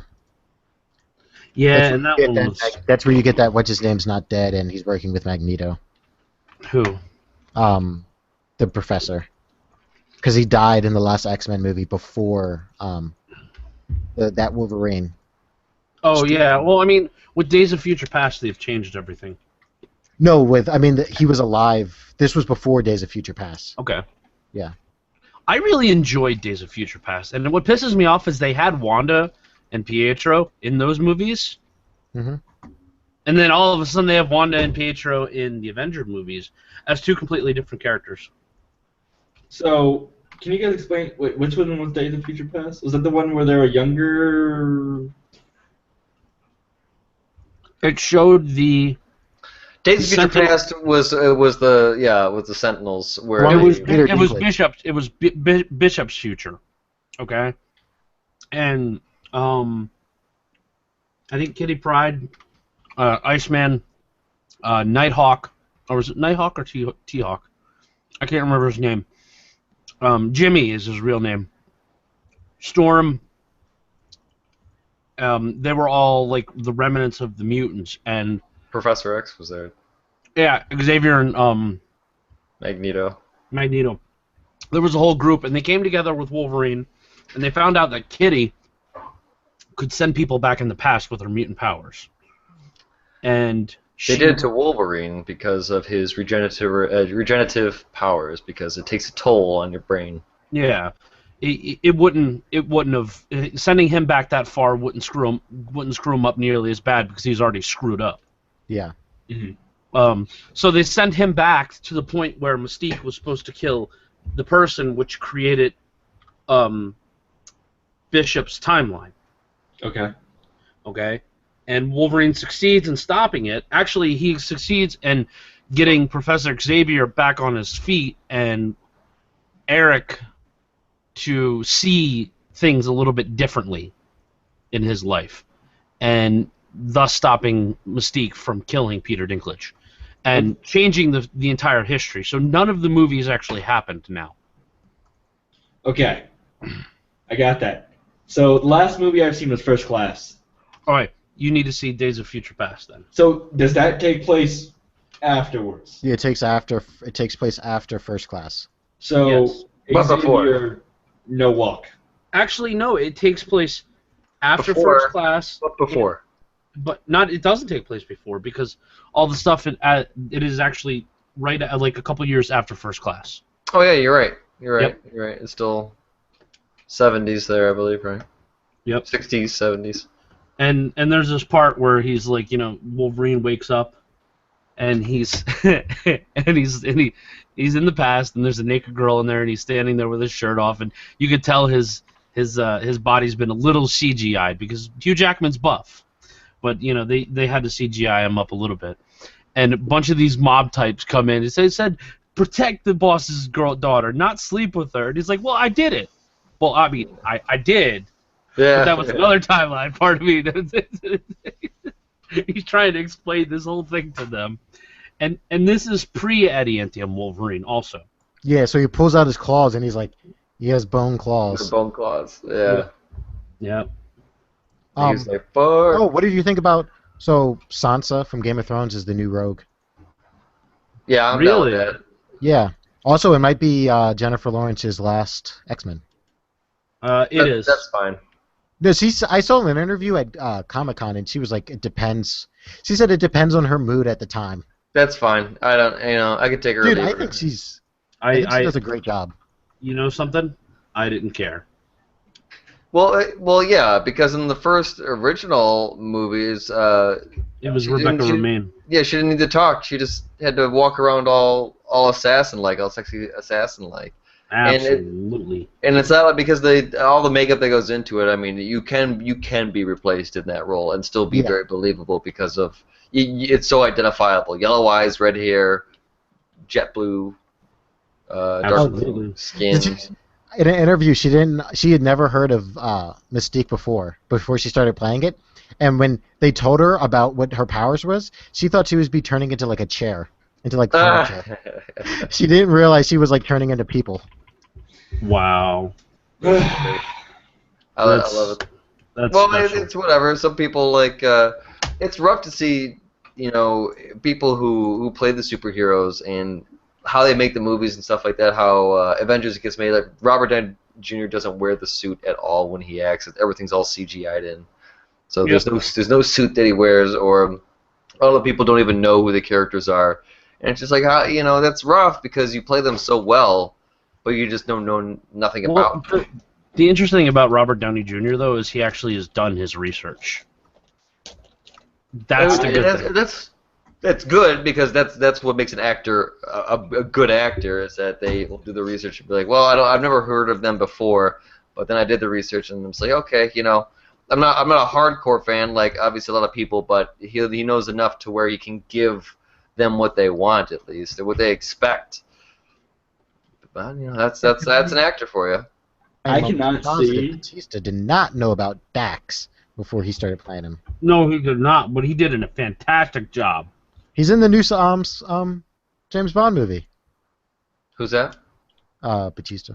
David Batista.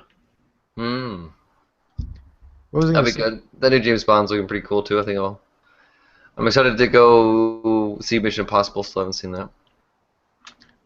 I don't know if this is just Hollywood bullshit or if he really hung out the side of that plane. He did. He did. Mhm. I don't like. Part of me doesn't believe it, but the other part of me does. Like, I really want to believe it because that would be awesome. It's yeah, no, he does a lot of his own stunts. And you know something? Ever since he broke up with Katie Holmes and got away from the Scientology crap, I have to say, he is a lot less of a frickin' basket case, and he has done some phenomenal movies in the last couple of years. I like every movie, almost every movie that he's done. Guys, they're all good. Do you Yes. guys know if he's making if they're Edge making, of Tomorrow? yes, that's exactly what I was gonna say. Are they making a sequel to that? I hope not. Because, like, I think I heard something about that there's gonna be a sequel. I hope not. That movie was perfect. I like. I mean, did everyone see that movie? So I can talk about it. Oh yeah. Jordan, did you see it? I didn't see it. You can talk about it. Okay, but so basically, I like the fact how they kept the whole canon between everything that happened to him, like the whole Groundhog Day thing, like over and over and over. I was trying to find differences, like, all right, from the first time and then like the 12th time, like what's different? Everything looked basically exactly the same. And I like the fact how after a while, since he already knows it's gonna happen, things just got like infinitely easier for him. Dude, it's like a video game. Yeah. We've all played those games before. It's like he played Battletoads pretty much. He was stuck in Battletoads. It was the coffee part that got me. He's like, oh, 2 sugars. And she's like, how many times have you done this? Yeah. It was pretty funny. I like how they tell him that he sucks at what he does because he has to come back so many times. I like the premise though of how he can come back though. I think that's pretty cool. Yes, my favorite one is when he's sitting in his exosuit and he looks at the guy who's strapping him in and he's like, I need 3 batteries, 15 extra clips, 8 grenades. Get it to me now. And he's like, where's your helmet? It gets in the way. Right? And he just said, let's go. I think that's pretty cool. At that point, he was just like, I'm sick of it. I'm sick of it. I'm tired. wrecking, just wreck. Yep. It's a good movie, but a lot of other ones are actually pretty good. Let's pull up his filmography because I like Jack Reacher a lot too. Yeah, Jack Reacher was fantastic. And then even other ones before that too. Let's see, all the Mission Impossibles, of course. He said that he would do another mission or another Top Gun. Which I was before. He's doing another Jack Reacher. Yes. Why another Jack Reacher? Rock of Ages. Never mind, everybody. Good point. Rock of Ages doing his own scene is probably not the best one, but Night and Day is a good one. I liked Night and Day with Cameron Diaz. That was just a dumb, silly, dumb movie. And he's such a funny ass fucking guy. A lot of good action, like comedic action though. It's good. Lions for Lambs is a great movie too. If you guys haven't seen that one. Isn't that the one about the soldiers? Yes. And he's a lawyer. Yeah, so it's something like a lawyer on Capitol Hill or something like that. Yeah. Collateral. That's what I was talking about. Collateral. Collateral was kind of interesting. With I Jamie think we can all Foxx. agree Yeah. his best movie will be Star Wars Episode 7. Huh? Tom Cruise's best movie will be Star Wars Episode 7. He's I don't not even in know the what Star to Wars say. episode. Saying. Him and J.J. Abrams are like really good friends, and he was on the set checking out the set, and he was like begging J.J. to let him have like an appearance in the movie. So we're gonna see a wild Tom Cruise in the background somewhere. Oh yeah, You could definitely be in it as a Dude, there's gonna stormtrooper. be watching that movie. There's gonna be so many celebrities in the background. Kevin Smith and Kevin Spacey are both in it. Really? Yeah, I'm excited. That's I'm pretty, excited. that's pretty great. dude, I could everybody and their imagine- mother just want to be like, can I be a stormtrooper? Like just looking at the credits, it's gonna be like Oprah, stormtrooper. Like what? Could you imagine Kevin Spacey on the dark side? Just imagine that. That'd be pretty Imagine fun. just the lines that he He just comes out as Frank Underwood.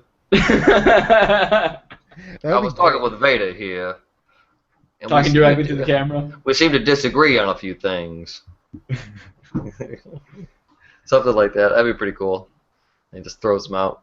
Or no, or you see him like Luke. You see Luke in an argument with someone in the background, and then they zoom in and it's Frank Underwood, and he just walks to the camera and just looks at the camera and was like Jedi, and then leaves the bar. That'd be great. I'm pumped though. A lot of that shit is gonna be good. I think I still think that the Warcraft movie is gonna be the big. I can't wait for that. I think it's gonna be the big one for 2016. I think it's gonna be the winner next year. I am one of the only people that don't care. I think though that it's gonna be that good that you won't need to be a fan. I think that you just need to be a fan of fantasy or of that era or that genre, and you'll be okay. Sim might remember this, but do you remember the Dungeons and Dragons movie with Marlon Wayans in it? Marlon Wayans, oh yeah. Yeah, that was a little rough. This is why I think the movie would be good. Duncan Jones, the director, is a good director. Chris Metzen, he wrote Warcraft, like the original, like for the game. He wrote all of the lore. He wrote the script, and he's written books before, which they were great books. So he's a good writer.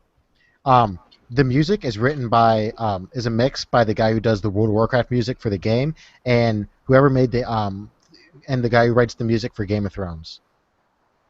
I'm about to say because all that shit is just so identifiable. Like the music, I just know it. If you hear it, I'm like, oh, I know what that is.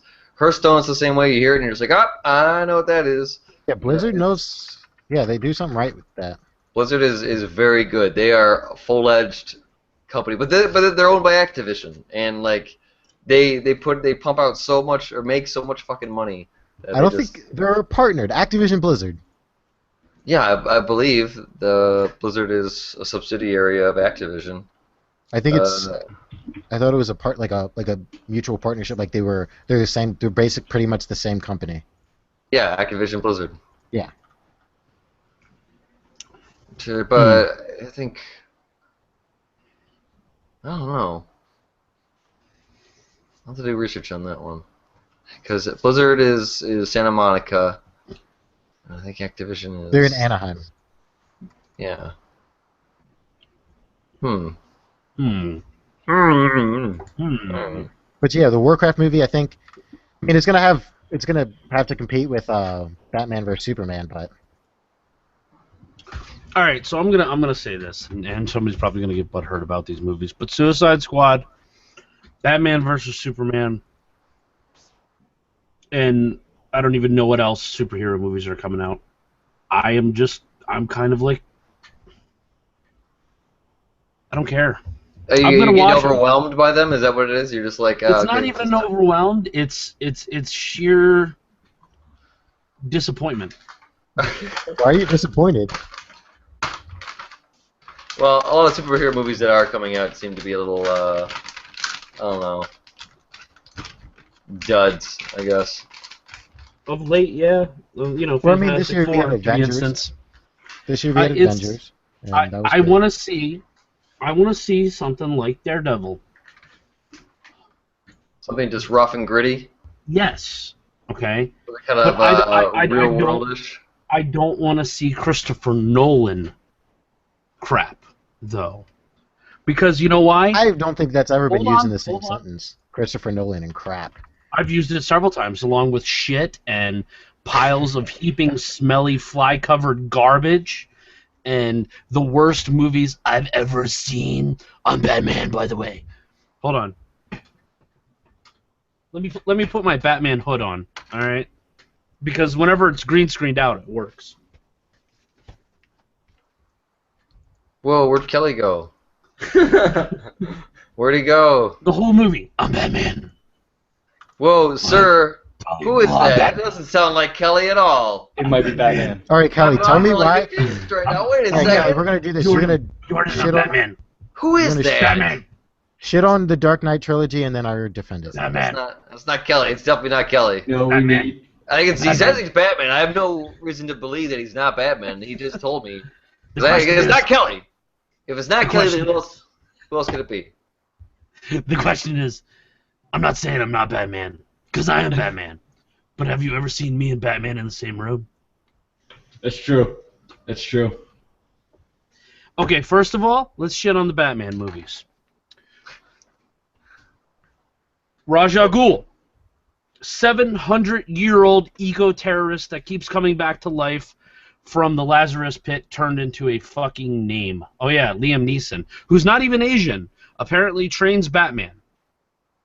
Yep. He is mysterious.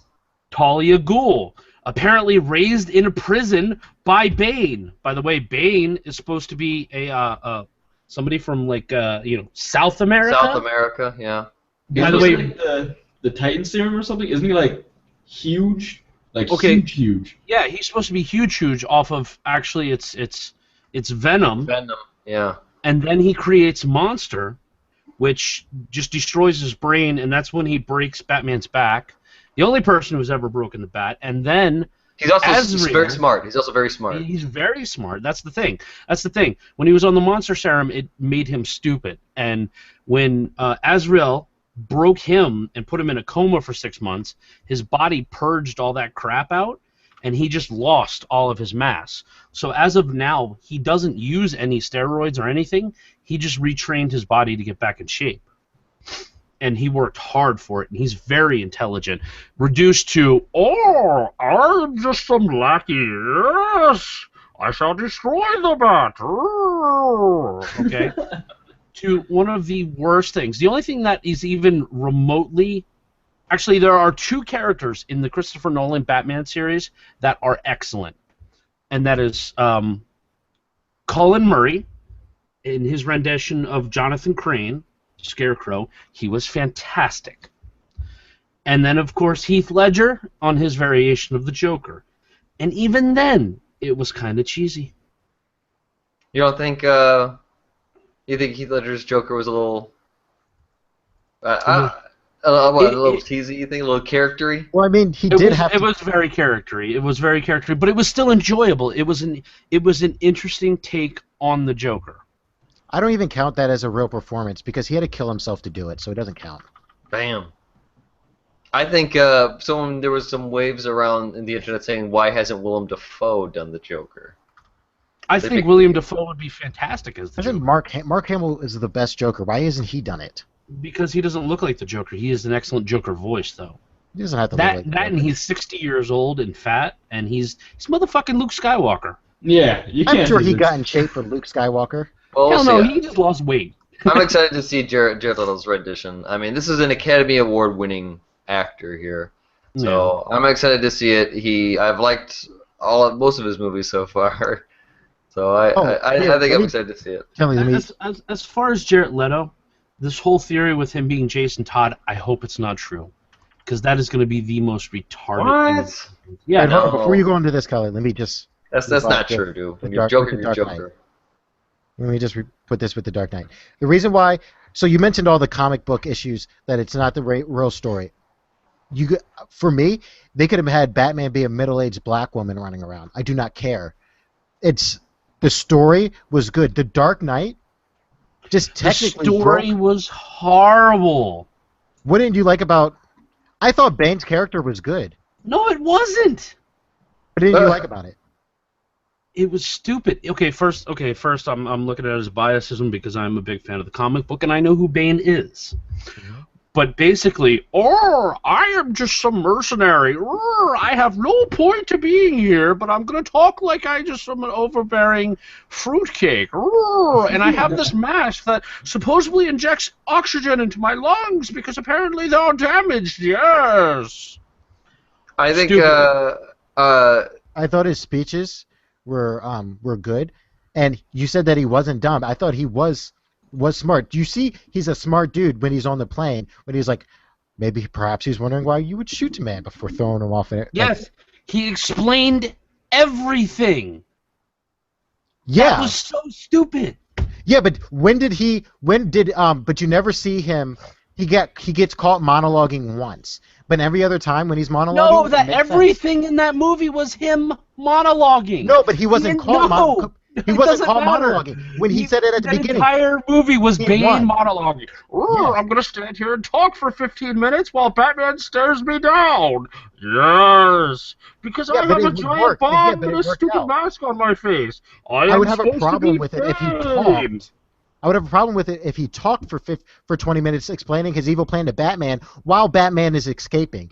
I would have a problem with that. But see, it happened that way several times. No, it didn't. It only happened once at the end when he got shot by Catwoman. And there's another thing. There is another thing right there. There's one thing that Batman will always do. No matter who you are, what you have done, he will never let you die. That was crap at the end of Batman Begins. I'm not going to kill you, but I don't have to save you. Bullshit. Batman would have pulled his ass up, wrapped him up, and threw his ass in Arkham City. I don't care about that because when I go in to watch a movie, the character on the screen is the character that they're playing. Now, that's sorry. No, that's the 2 hours while I'm at the movie. That's Batman. Batman will always save the person. It's like at the end of Arkham City, whenever Joker breaks the vial and Batman looks at him and says, "I would have given it to you anyways." Yeah. That's who Batman is. That imposter called Christian Bale wearing a mask going, "I'm Batman." That was pure and utter trash. Well, we'll see how Ben Affleck. That's where we differ because whoever is on the screen, whatever story they're presenting, that is the story I'm going with for the next 2 hours. I don't care about the comics. It's not worth it. That's not Batman. And then the Dark Knight, technically. You know why? Because you know why? I'm Batman. The Dark Knight, technically, that was No.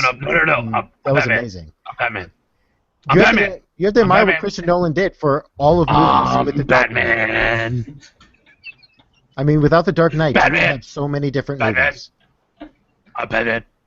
It's how like how they do it where it's like again like comic book rules where every one different author or illustrator or creative productionist or producer productionist. Oh, Kelly, here. Okay, they had a different take on it. So they've done it with they've done it with Captain America now. They've done it with But see, Spider-Man. What is your bias with Fantastic comic books? Four. If the Dark Knight series was put into a comic book and it all went the same way, would you still have this hate?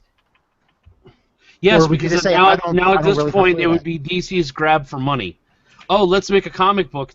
Oh, by the way, they already did. I'm talking about they never made the movies. They never made the movies. In 1990, they come out with the Dark Knight Batman. I got Jordan all riled up too, man. Look No, at I'm just him. asking. He's I got just want to serious know what face your on. bias He's is. like, I'm gonna just Well, we'll see how it goes because we have a big test coming up in the next few years. If it's going to be DC versus Marvel, I think that's what you're going to see right now. Is that there's going to be mark my words right here. This here day of August 9th, 2015.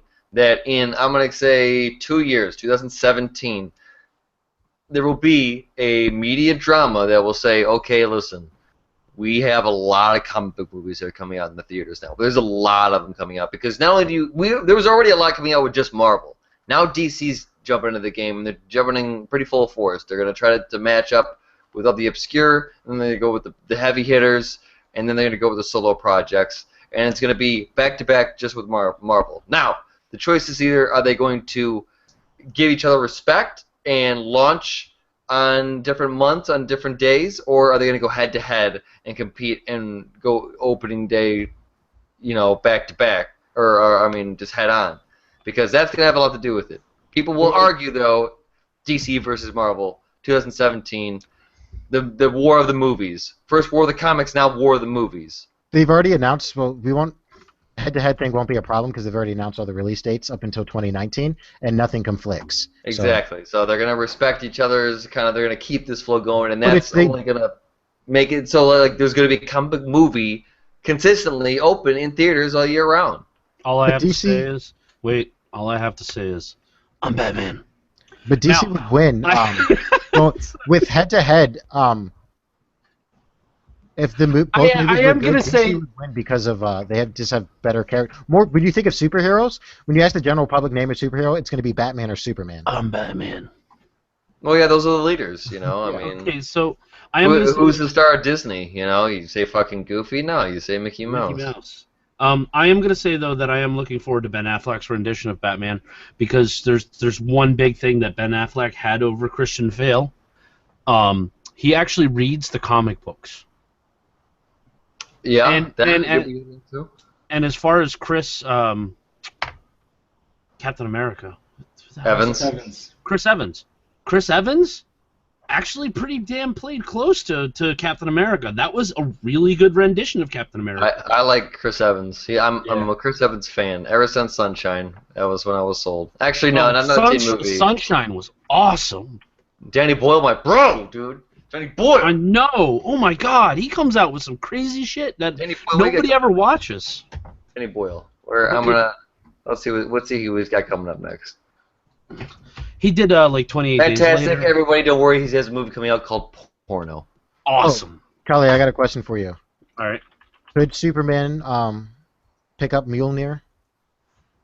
Absolutely, because Superman's a freaking Boy Scout, bro. Could Yeah. Goku? Oh, Porno. It's the sequel to Train Spotting. It's the Irvin Welsh book, Porno. Holy Oh, crap. wonderful. So yeah, he's doing a sequel to his cult favorite movie, Train Spotting. That's awesome. It's only announced. Rumored Ewan McGregor to return. Johnny Lee Miller, Sick Boy, is going to be back in. All right. Also did a movie a movie called Steve Jobs, and this one looks to be like a legit one this time with Michael Fassbender Yeah, playing that's Steve Jobs. that is going to be the trailer for it. That looks awesome. And Seth Rogen as Steve Wozniak. That's pretty fun. Oh, Sid, I you don't liked even Birdman, right? care. Hold on, I gotta say something about Steve Jobs. Yeah, Steve Jobs said, "Oh, let people wear whatever to their thing inspires creation," but he was also an asshole and a perfectionist, and he was mean to his people. He denied his daughter. There you go. I mean, I would mean, too. and He everybody's honestly like, thought it "Oh, wasn't his daughter. oh my God, this man is an inspiration." No, he was a dickhead that stole ideas just like everybody else. You know who's an inspiration? Who also is a dickhead that stole somebody else's ideas, but still works side by side by his people Pilgrims. every day for years? Absolutely, Pilgrims. Was Bill Gates until he quit, until he stopped being the head of Microsoft and just enjoyed his billions and billions of dollars that he can now bathe with and wipe his butt with. He worked side by side with his people. When the CEO of the company I work at sat us down and he was talking to us, he said that a lot of people in business do a lot of shady things while they're in business, steal from people just to get on the top. And you notice that a lot of wealthy people, after they leave their company, is when they try to do like the redemption sort of thing. They're going to try to do things that make themselves look, or make themselves feel a whole lot better. And in the reference of Bill Gates, like you just said, they're going around to different countries and doing all these different charity things, and Bill Gates is funding like all this new technology in all these developing countries, and like everyone's like, oh no, he's a good guy, and yes, he's a good guy, but a bunch of that is to make kind of himself feel like, I screwed those people over in the beginning, and they could be where I'm at right now, but I helped this little kid, get clean water, so He did a little more. He did eradicate malaria in 3 African countries recently. I think that's enough to make you feel good about it. He did get rid of a disease. I mean, that's one thing to put underneath your belt, I guess, right? Right. Standing at the gates, St. Peter looking at. So what'd you do with your life? I took care of malaria. No problem. So let me in. Sim, you really liked Birdman, right? I like Birdman. That was but that was my bad, everybody, because I was like Birdman should win. But then I saw Whiplash. Whiplash didn't win.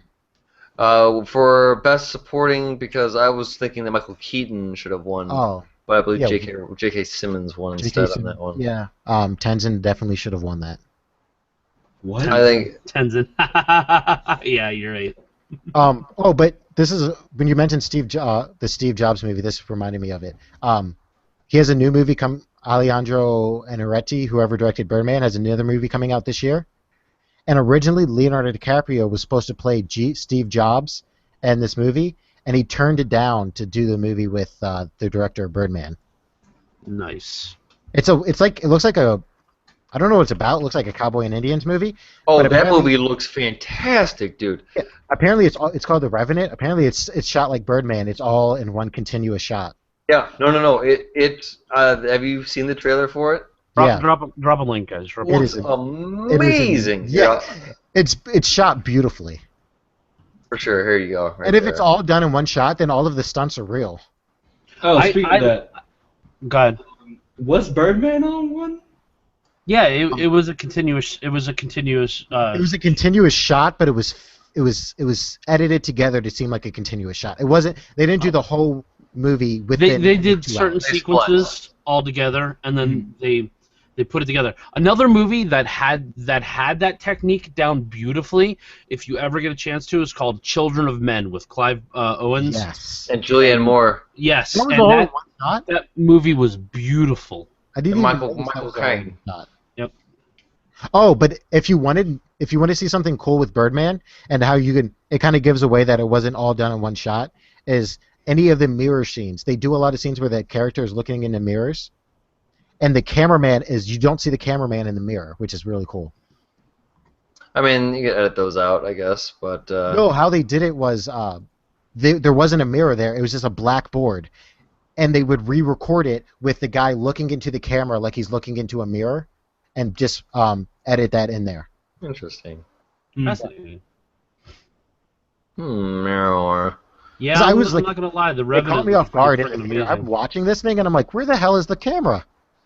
I mean, they do a really good job with the continuous show. I agree with you though, Kelly. That movie, that one-shot movie of Children of Men has it wasn't all done one job, but they do have amazing sequences. Where Yeah, it's all that car Yes. scene. That car scene was great.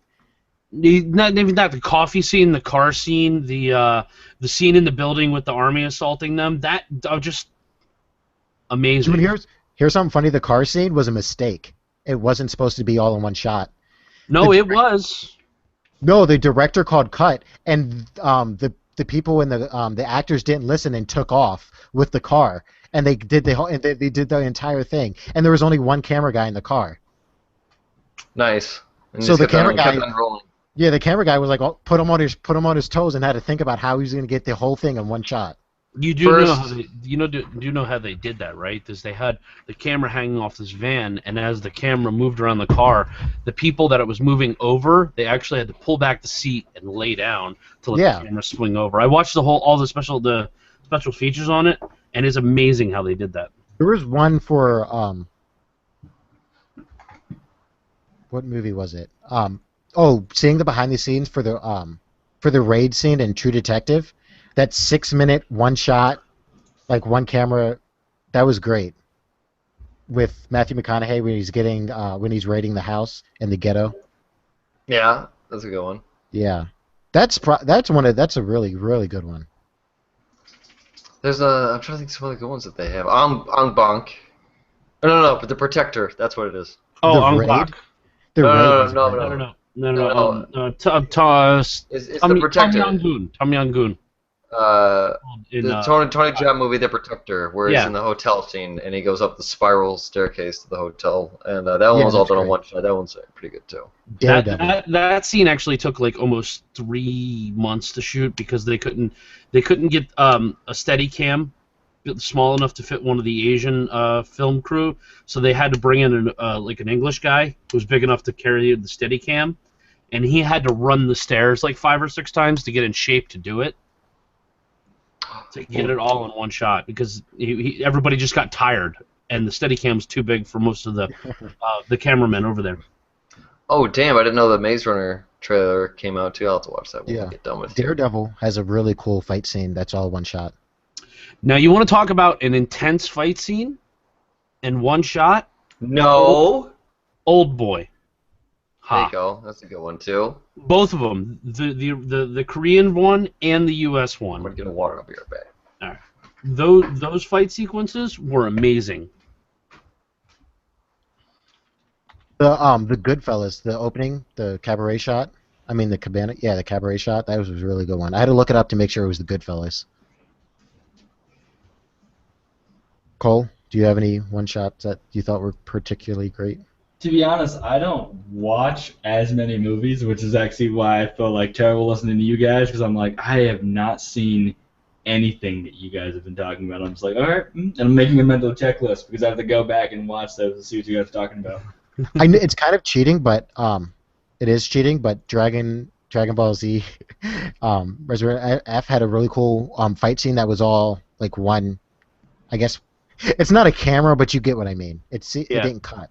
Watch those two. Watch both of them. The first one's the 2003 movie. The second one's the American 2013 remake. And you want to talk about brutal fight scene? This is awesome. Yeah, I'm watching it right now. It's getting pretty intense. It does. He's doing pretty good for buying. Oh, nope, never mind. Oh yeah, no, he gets roughed up himself, but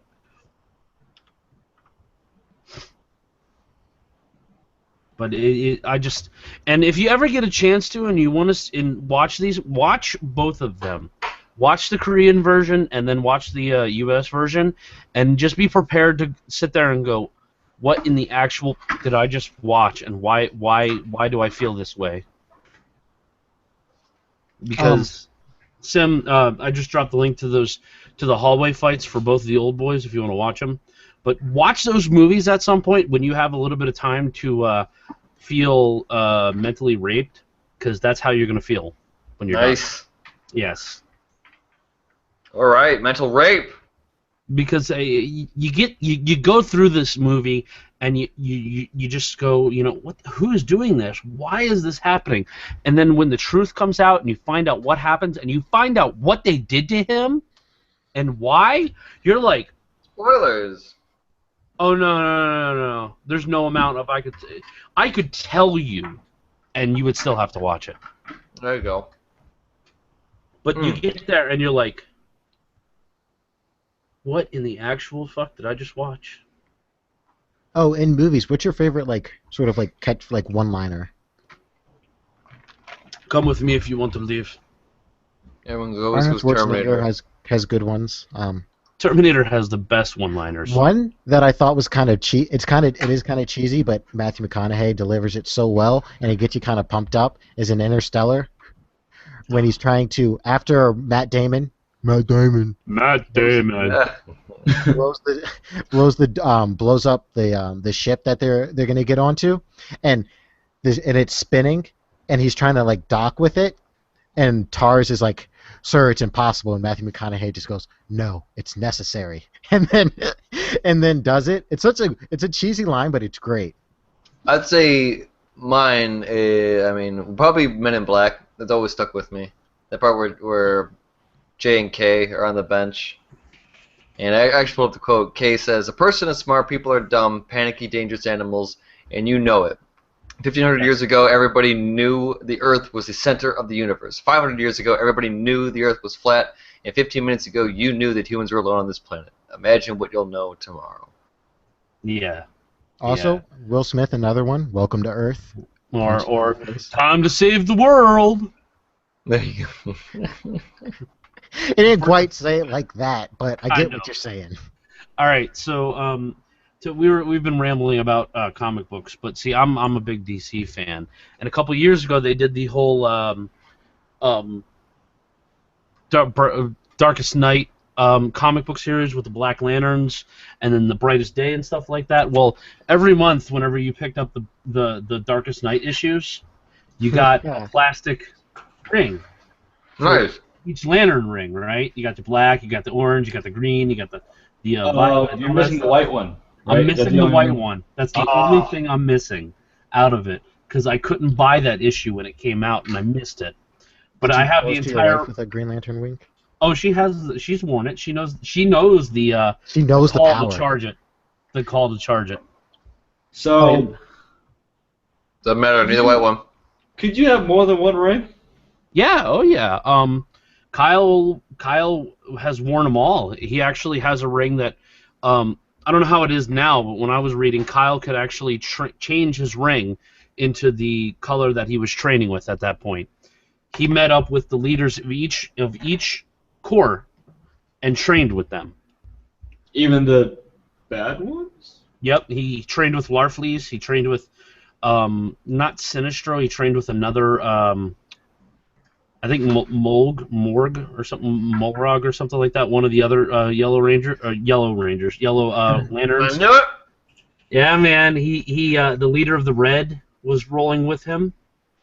Purple. What's his name? I can't Tommy remember. the Green One. That's fuck the Green Ranger. He was a chump, man. Kelly. Yeah. everyone's kind of wondering like why Will Smith is in Suicide Squad, and I know the reason why now. Why? There's been a bunch of rumors that his son, Jaden Smith, the supposed to be frickin' Static Shock. I can't. Static Shock is one of my favorite superheroes, and Jaden Smith is going to ruin it. Wait. But what does Static Shock have anything to do with? It's a DC character. It's a DC character. So I thought you were gonna tell me some Sun stuff. I was gonna be like, wait a minute. Yeah, it's gonna be. So it's in brightest day and blackest night, no evil shall escape my sight. Those who worship evils might beware my power, the Green Lantern's light. I love it. I'm sorry. Okay, I'm done. Yeah. So. Oh, did you hear that? I was listening to Kevin Smith's podcast, and he had the guy who created John Stewart for the Green Lantern, and he said that he wanted a black superhero that wasn't like in a gang or like living in poverty and like rose up to become a superhero. He wanted a normal black guy, so that's why he's an architect. And he didn't have a name on it, and he gave it to his publisher, and the publisher was going to name it. And he gets the name and an email back on his desk, and it's Lincoln Washington. Wow. Nice. And he was like, he went screaming through the office. He was like, whose idea was it to name him fucking Lincoln Washington? Is he a goddamn slave? That's pretty funny. Yeah. Well, see, there are 4 human lanterns. No, 5. Last time I read. 5 last time I read. You got Kyle Rayner. You got Guy Gardner, which Guy Gardner is such an asshole. He got kicked out of the Green Lantern Corps, became a Yellow Lantern, then got kicked out of the Yellow Lantern, rejoined the Green. And he's been kicked off of Earth. He actually stays at the Corps to train new recruits. You got John and you got Hal. So, what? I never followed the Green Lantern. Oh, okay. One of the lanterns, one of the Earth Lanterns, shit, I can't remember his name now. I just said it, didn't I? Guy Gardner. He is such an asshole that the Green Lantern Corps kicked him out. He got himself a yellow ring, became a Yellow Lantern. They kicked him out of the Yellow Corps, and he went back to the Green Corps, and now he stays on Oa to train all the new recruits. Yeah. Okay. And he doesn't like going back to Earth. Okay, I don't blame him. All right. I want to continue this conversation, but One can we can just have the Dragon Balls. I mean, take a quick pause, and I want to read you this email that this guy emailed his professor. Okay. Oh, I saw it too. Professor Martin, just letting you know that you're a motherfucking G, and I'm sorry that you're bald. LOL. If you want, I can hook you up with a girl who can get your hair back and keep you banging. Also, I need to ask you for an extension on my paper. I'm really fucked up, and I will be sick as fuck tomorrow. Keep slaying, boy. And I forgot to do school loop again. Love you and see you Monday. Good fucking yard, Patrick Davidson, sent from my iPhone. Nice. But the response is even better. I'm gonna love you. Oh, you want to read the response? Yeah, wait, send it to me. What's the response? Oh, I'll read it. Okay, you got it. Yeah, it says sound like you had a great night. I will extend your paper deadline to Wednesday at 11:59 p.m. and must be submitted to turnitin.com. Please refer to my syllabus for information on how to submit your paper. I appreciate your concern for my bald head. My wife likes it, and I don't get paid enough to get hair implants. On a side note, what were you drinking last night? Next time you email me, I'd like a bottle of whatever you had so I don't have to remember what you said. That's great. Great professors. Yeah. I remember I had this my teacher at the time. My teacher at the time, and one of my professors. This is around when the fappening was happening. Oh, Yep. God. And so, like, the thing is that, so what would usually happen is me and a bunch of my friends, we gather in the morning, and we downstairs, talk and stuff like that, then we go upstairs for class. We usually go up, like, 10, 15 minutes early just because. So then we all go upstairs, and we're sitting in the classroom, and it's all us and our professor. Now, we're all guys. And then my professor, like, walks up to us and is like, guys, did you guys hear about that happening? And we're like, no, no. No, what are you talking about? And he's like, it's okay, I won't say anything, right? And one of our friends was like, yeah, I know all about it. Got all the pictures on my hard drive. He was like, send those to me. And we all have like a mutual agreement not to talk about it ever again, and we're like, until you get on Sub Sunday.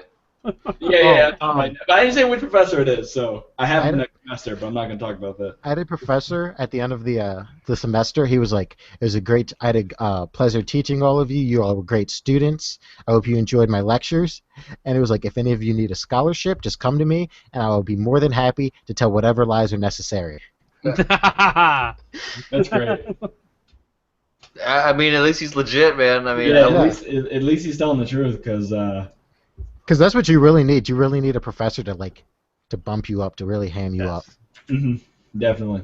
I tell anybody, if anybody ever asks me for like a reference on like a job application or something like that, I tell them, of course, you can put me down for reference. And I guarantee you that if they call me and ask anything about you, I will blow so much smoke up their ass they will die from cancer, and any X-rays will be ruined for the rest of that. Kelly's on the phone like, Cole, he applied for a job with you? Yeah, I don't know why he's applying there. I mean, I don't know why they haven't gave him a Nobel Peace Prize yet. Who? You found him? When he comes in next time, tell him, call me, actually. Stop him right there. I've been looking for him. Dude owes me money. If you do that, don't hire him. Just keep him there, is what I'm trying to say. Since you're about to be his boss, do I come to you to get my money, or yeah. Could you just pay me out of his first paycheck? That'd be great. I like to garner some wages, please. Oh my gosh, I don't even want to talk about garnered wages. It sucks. That happened to you? Yeah, so I'm gonna tell you exactly what happened. Story time. So it was last semester, and it was getting close to the end of the semester, and I had it was like 16 credits or something like that. Now you need a minimum of 12 to get any financial aid from the state. So that's where I was gonna stick around. And then I dropped one of the classes. Now that was a 4-credit class, brought me back down to 12. And I dropped another class, which is like a 3-credit class. But I was gonna add another class on. But financial aid was doing their redetermining of everyone's balances the week I dropped it. So they look at it and they say, "So Cole, what's going on here? You're only taking 10 credits." And I'm like, "No, but I just dropped the other class. I got to." "Oh no. You dropped it. You're part time now. We're reducing your aid by $7,000." Ouch. God. That. Right? And then I'm calling. I'm on the phone. I'm like, "Hey, it was a misunderstanding. You guys can see that I had a class I have this class that I'm going to be into. Can I get my money back?" And they're like, "No, you can't." So then, so then I was like, all right, I got to figure out this, right? So the end of the semester happens, and I'm like, okay. So before next semester starts, I have to pay off this $7,000 balance that I don't have right now. So then I'm like, all right, I got to figure this out. So now I go to work, and I'm talking to my boss about it. Now my boss is a really cool guy. I work in a startup live streaming company. We're really cool. We're really close-knit and stuff like that. And he was like, here's what you got to do. You got to go to them. You got to talk to them. And I did everything, went to their office, talked to many different people, escalated it. And finally my boss was like, listen, I can give you a loan for a bunch of the money. You would have to come up with the rest for yourself, but I'll cover the majority of it. But then I have to take out, X amount out of your paychecks until it's paid off. And I was like, cool, that's great. So then he gave me the loan, which was about, I believe, around $4,000. And I was really hyped, right? Financial aid said, okay, we're gonna cover a little bit more. So now, right now, currently, I have $1,000 left of it to pay off, which I will definitely pay off before school starts, which is only in 2 weeks. But I'll do it, trust me. But the problem that I'm having is that during the summer, since I'm only relying on myself working and stuff like that, it's been really hard to kind of make ends meet, really, because if you guys don't know, I live in an area right outside New York City. So if you work in New York City, my town is the town you live in because it's a little cheaper than working actually in the city. My rent here for a 2-bedroom apartment is $2,400 a month. So that's a lot of money. That's a lot, yeah. Yeah, and I'm only 18, so I'm not making that money. I mean, I have roommates, which is really great. I'm responsible for 700 of that, but it's still a lot. It's a big burden. So that's why like I'm kind of like iffy when I'm talking about like wage garnishments, because like I've been working full time at my company for like since summer started, and I've only been getting like around like $200 a paycheck, which sucks, and I get paid like 11 something an hour. That's just because I've established with them a point of where so basically they pay me until this, and then anything over this point goes directly to what the loan is. And I thought, since I'm working a whole bunch, maybe be paid off faster. No, I still have like a year left of this. So that sucks, but it's all about being an adult. So I learned the hard way. Good luck. Yeah. Oh, my financial aid offices was much more understanding than yours, because the same thing happened to me where I dropped a class and was going to replace it with another class.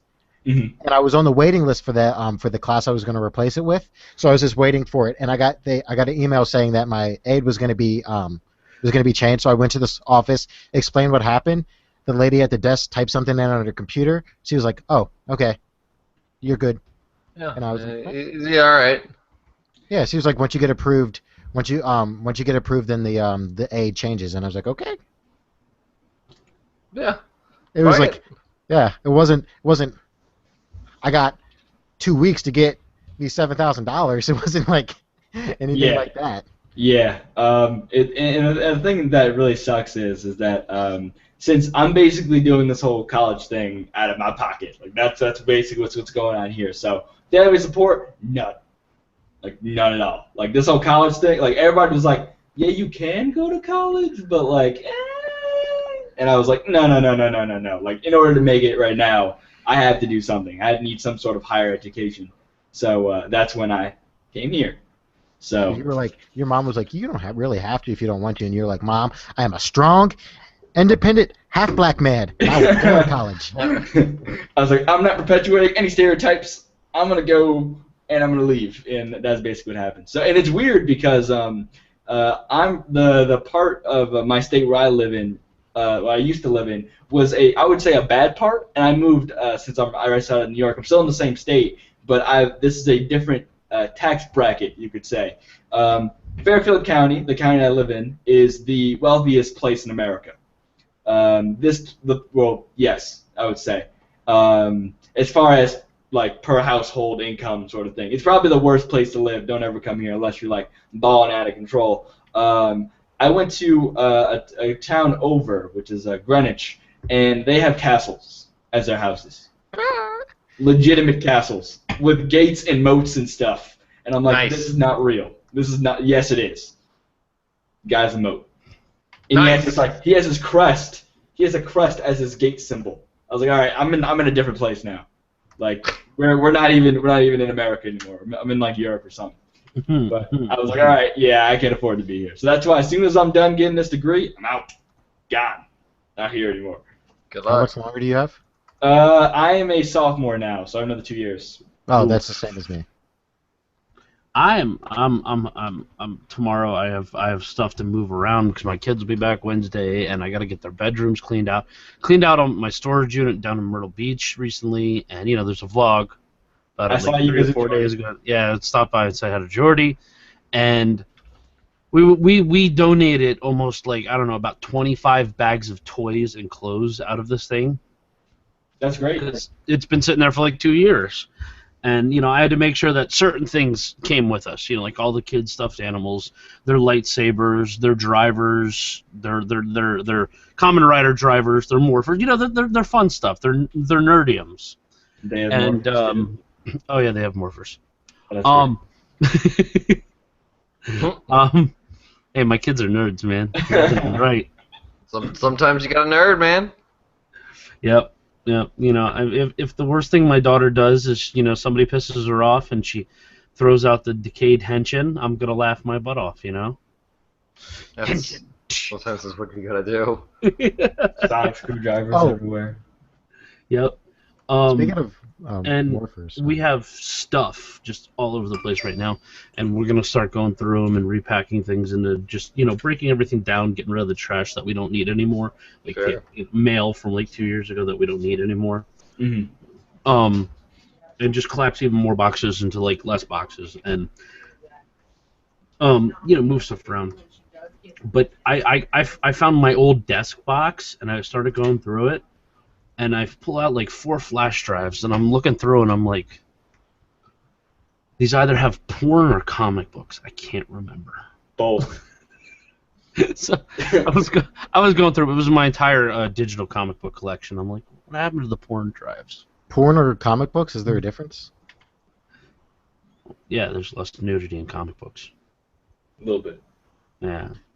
Kelly, when you mentioned the Morphers, this reminded me. They're making a Ben 10 live action movie. They've been trying to make a Ben 10 live action movie for like 10 years now. It's a great idea. It's a great. I mean, not the live action movie thing, but the whole thing for the comic book. I mean, I liked TV show. I liked the whole Ben 10 thing back when it was when he was younger. Right? When he was 10 and he had 10 aliens. Yeah. It wasn't like a goddamn clusterfuck like it is now.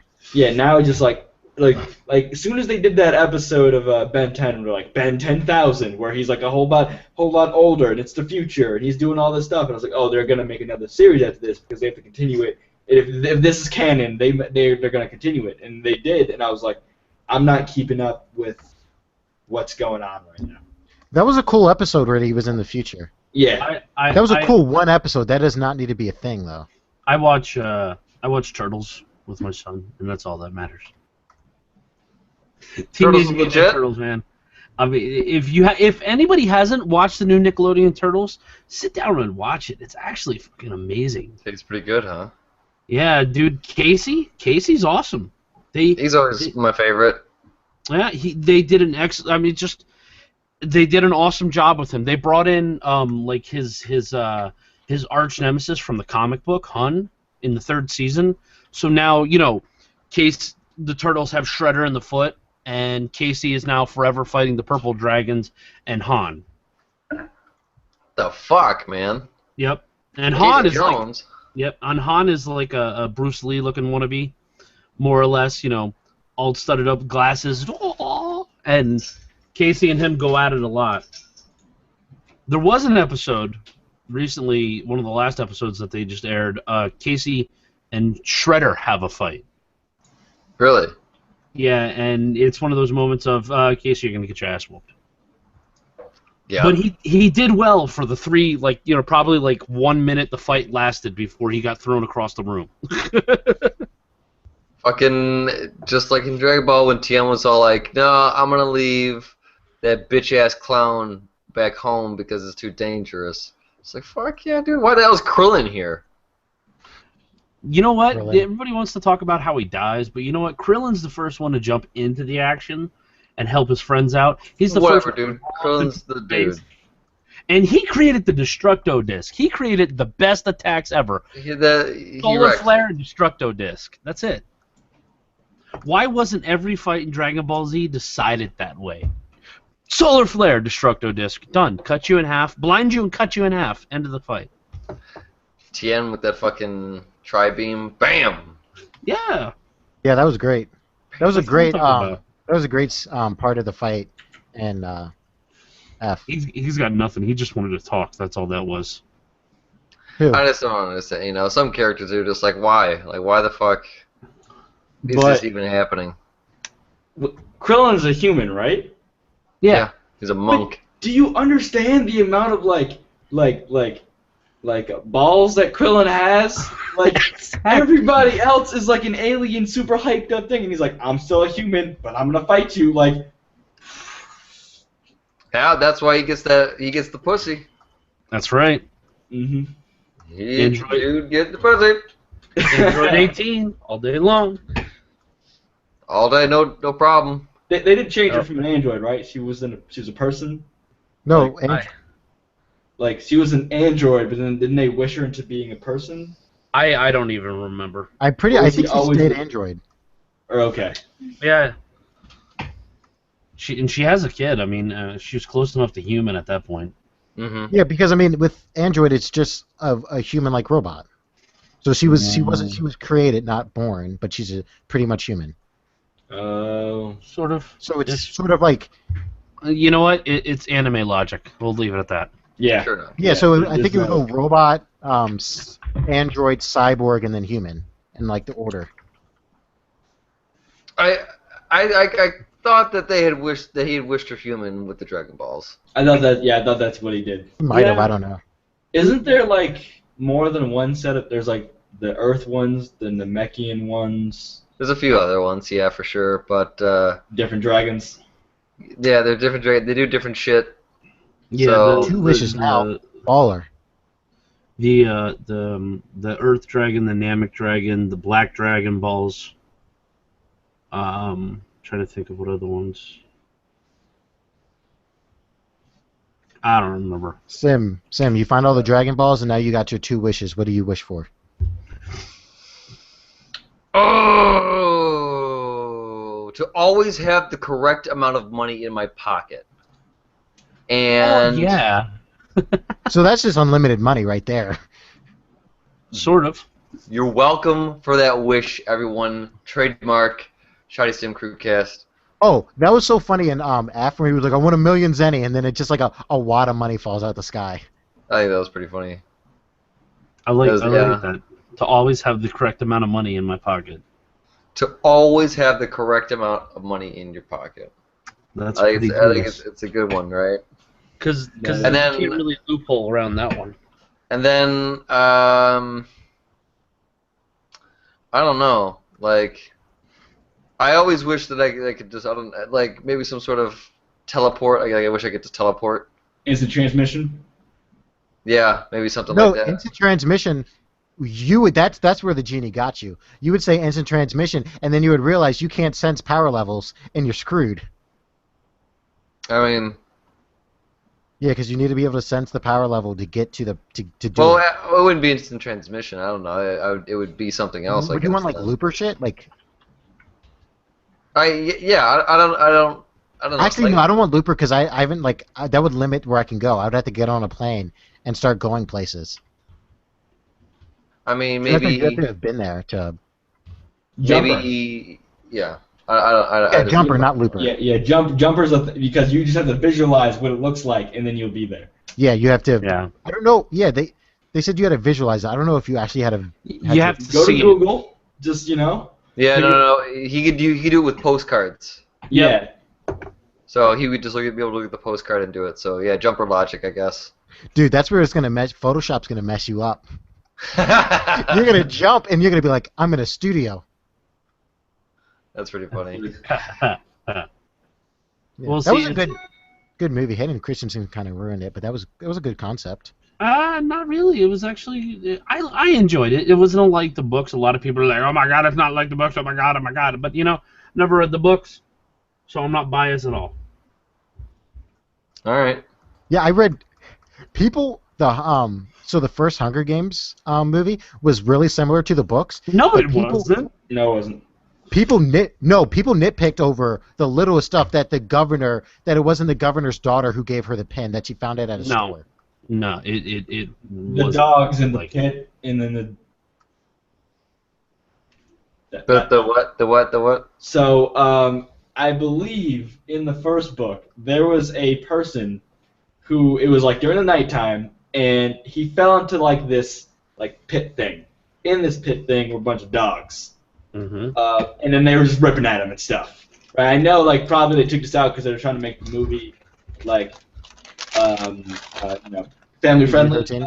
But it's described, but she doesn't. I mean, you hear it. You hear what happens. You don't see it. And that was the part I was really looking forward to, and they kind of went over that. You mean at the end, whenever the dogs pull him into the cornucopia and rip him apart? I think that's what I'm talking about. Yeah. Yeah. One of the last survivors from District 1, Katniss and Petra, whatever the hell his name is, Peeta, are fighting on top of the cornucopia, and they knock him off the cornucopia, and these rabid wolves drag him in the cornucopia, tear him up, and leave him alive. And then what Katniss has to do is she has to lean over the side, find him in the cornucopia, and shoot him with an arrow to put him out of his misery. Mm. Get him out. Yep. Just saying. Get out of here. Well, It's done. they Oh, ruined you know what? it. They ruined a You lot. you know what was really almost like word for word similar to the books? What? Game of Thrones. They have not changed anything. It is amazing. Wonderful. This nigga be crazy. Yeah, I was about to say like Kelly's like, yeah. I'm gonna kill this kid. I haven't finished the end of it because you know what, Kelly? I don't believe you. I know there's more chapters, but I'm ending it with Jon Snow. That's where my book ends. He's not dead. My book ends with Jon Snow. I'm not going all the way to Daenerys. All right. On that note, we're gonna go ahead and wrap this episode up. Why? We If just there- started. If there is any final subjects from anybody else besides Jordan, because of what he just said, Oh, I got something to. Everyone needs to go to Bill Nye the Science Guy. They're trying to bring.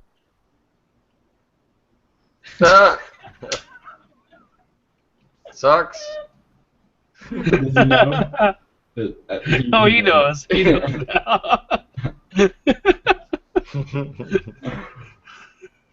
Bummer, man.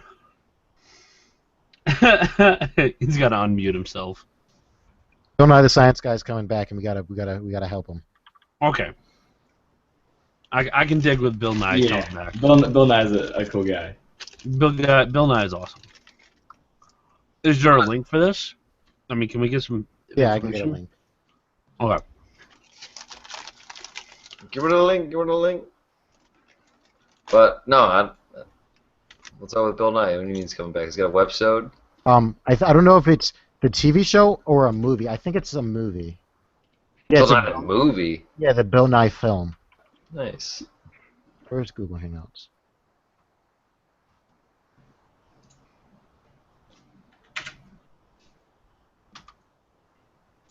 Oh, it's a Kickstarter. Yeah. Hell yeah. Well, it was good. They reached their goal. Yep. Yeah, they did. It's Bill. There's some people who are always going to reach their goal. Yeah. I mean, the thing is that doesn't Bill Nye not have a science degree? I think he has like an engineering. Yeah, he's an engineer. Mm-hmm. Yeah, it's basically the same thing. Because work hand in hand in a way.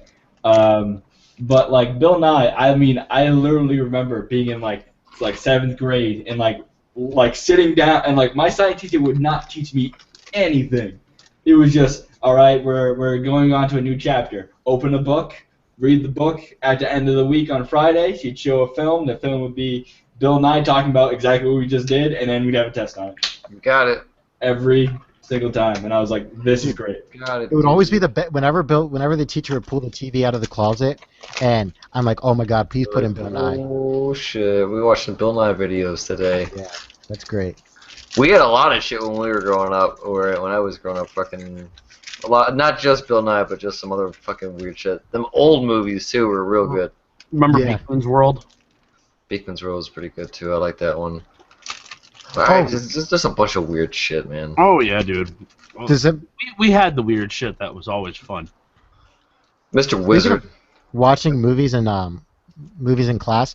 I have the Samsung Note 3, and it has an app where you can control TVs, and it was the greatest thing when I discovered I could turn off the projectors in school. Yeah. That made the end of my senior year so much Fucking- more enjoyable. Technology, man. Dude, I was trying so hard to figure out how I can put my phone, like, project whatever's on my phone onto that screen, because porn would have been on every class. No one would be safe. There was a there in my lunch period. There's TVs in my cafeteria, and normally it would just broadcast like school-related events, like just a scrolling thing about same what's here. happening. And so we all have our smartphones, and a lot of the smartphones they have that same app or feature that allows you to change channels. So what would happen is that like it would start playing, someone would walk in, change it to something, and then everyone would just gather around and just like. Just watch TV, and it would always be stuff that like we're not actually allowed to see. Like, I remember one time there was a someone wanted to watch like UFC highlights, And like they threw that on, and we're all like, "Look at Ronda Rousey punching people," and we're like, Yeah, they would always do in my school. I don't know if it was the teachers doing it, but on every other TV, it would be like one TV showing a PowerPoint of like school news, yeah, and the other one would be Sports Center, and everyone would every time there would be like a boxing or UFC highlight, everyone would stare because they just want to see someone get knocked out. Nice. I think they might have done. What if I think the schools might have done that is like show a little UFC so you get the fighting out of the kids' system so they don't feel like they need to see a fight when they're in the hallways. You know, maybe. I found out tonight I found out about a week ago that my job had Wi-Fi, free Wi-Fi, and so needless to say, as intensive as my job is, like, I mean, honestly, my back hurts, my knees hurt, my legs hurt, all that stuff. I probably have my sciatic nerves probably pinched because of my weight and just the way I've been for the last year or so. Sure. But the one really cool thing about my job is, like, they've asked me if I'm okay, everything all right, you need to sit down for a minute if you're good, all that stuff, and they don't give a shit if I connect to the internet and turn on Netflix and watch a movie while I work. Nice, that's cool. They're like, we don't care. Just do your job. Yeah, that's the same thing with like majority of the time, Kelly, while I'm in your streams, I am at work, and I'm at work, and this is exactly what I have 2 monitors.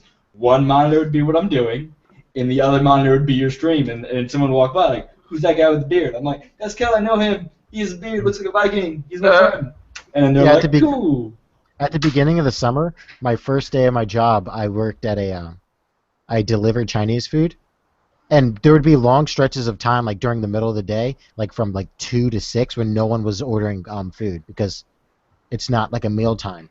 Yeah. And so the cashier was literally watching. I think she was watching Orange Is the New Black on her phone, and now like that gives me the okay. I'm gonna sit at my phone and watch. I'm gonna sit in the counter and watch Twitch because he had free Wi-Fi in the Chinese place, and with no one coming in because it's not a sit-in restaurant. And no one ordering food. What are you gonna do for 3 hours? Nothing. I mean, she would watch Netflix while during the downtime. I was like, I'm gonna watch Twitch because he would sit on his phone and I assume talk to his wife because anytime she called him like every 5 minutes. Nice. So it would just say it just said love as the caller ID. So I'm assuming that's his wife. Nice. You'd hope so. Or his girlfriend. Yeah.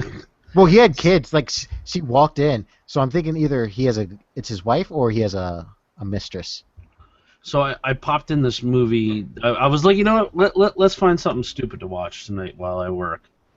And it's called Wormwood: Road of the Dead, and it is talking pure and absolute, Australian garbage zombie movie. I love Australian zombie movies because they are pure, just joyful trash.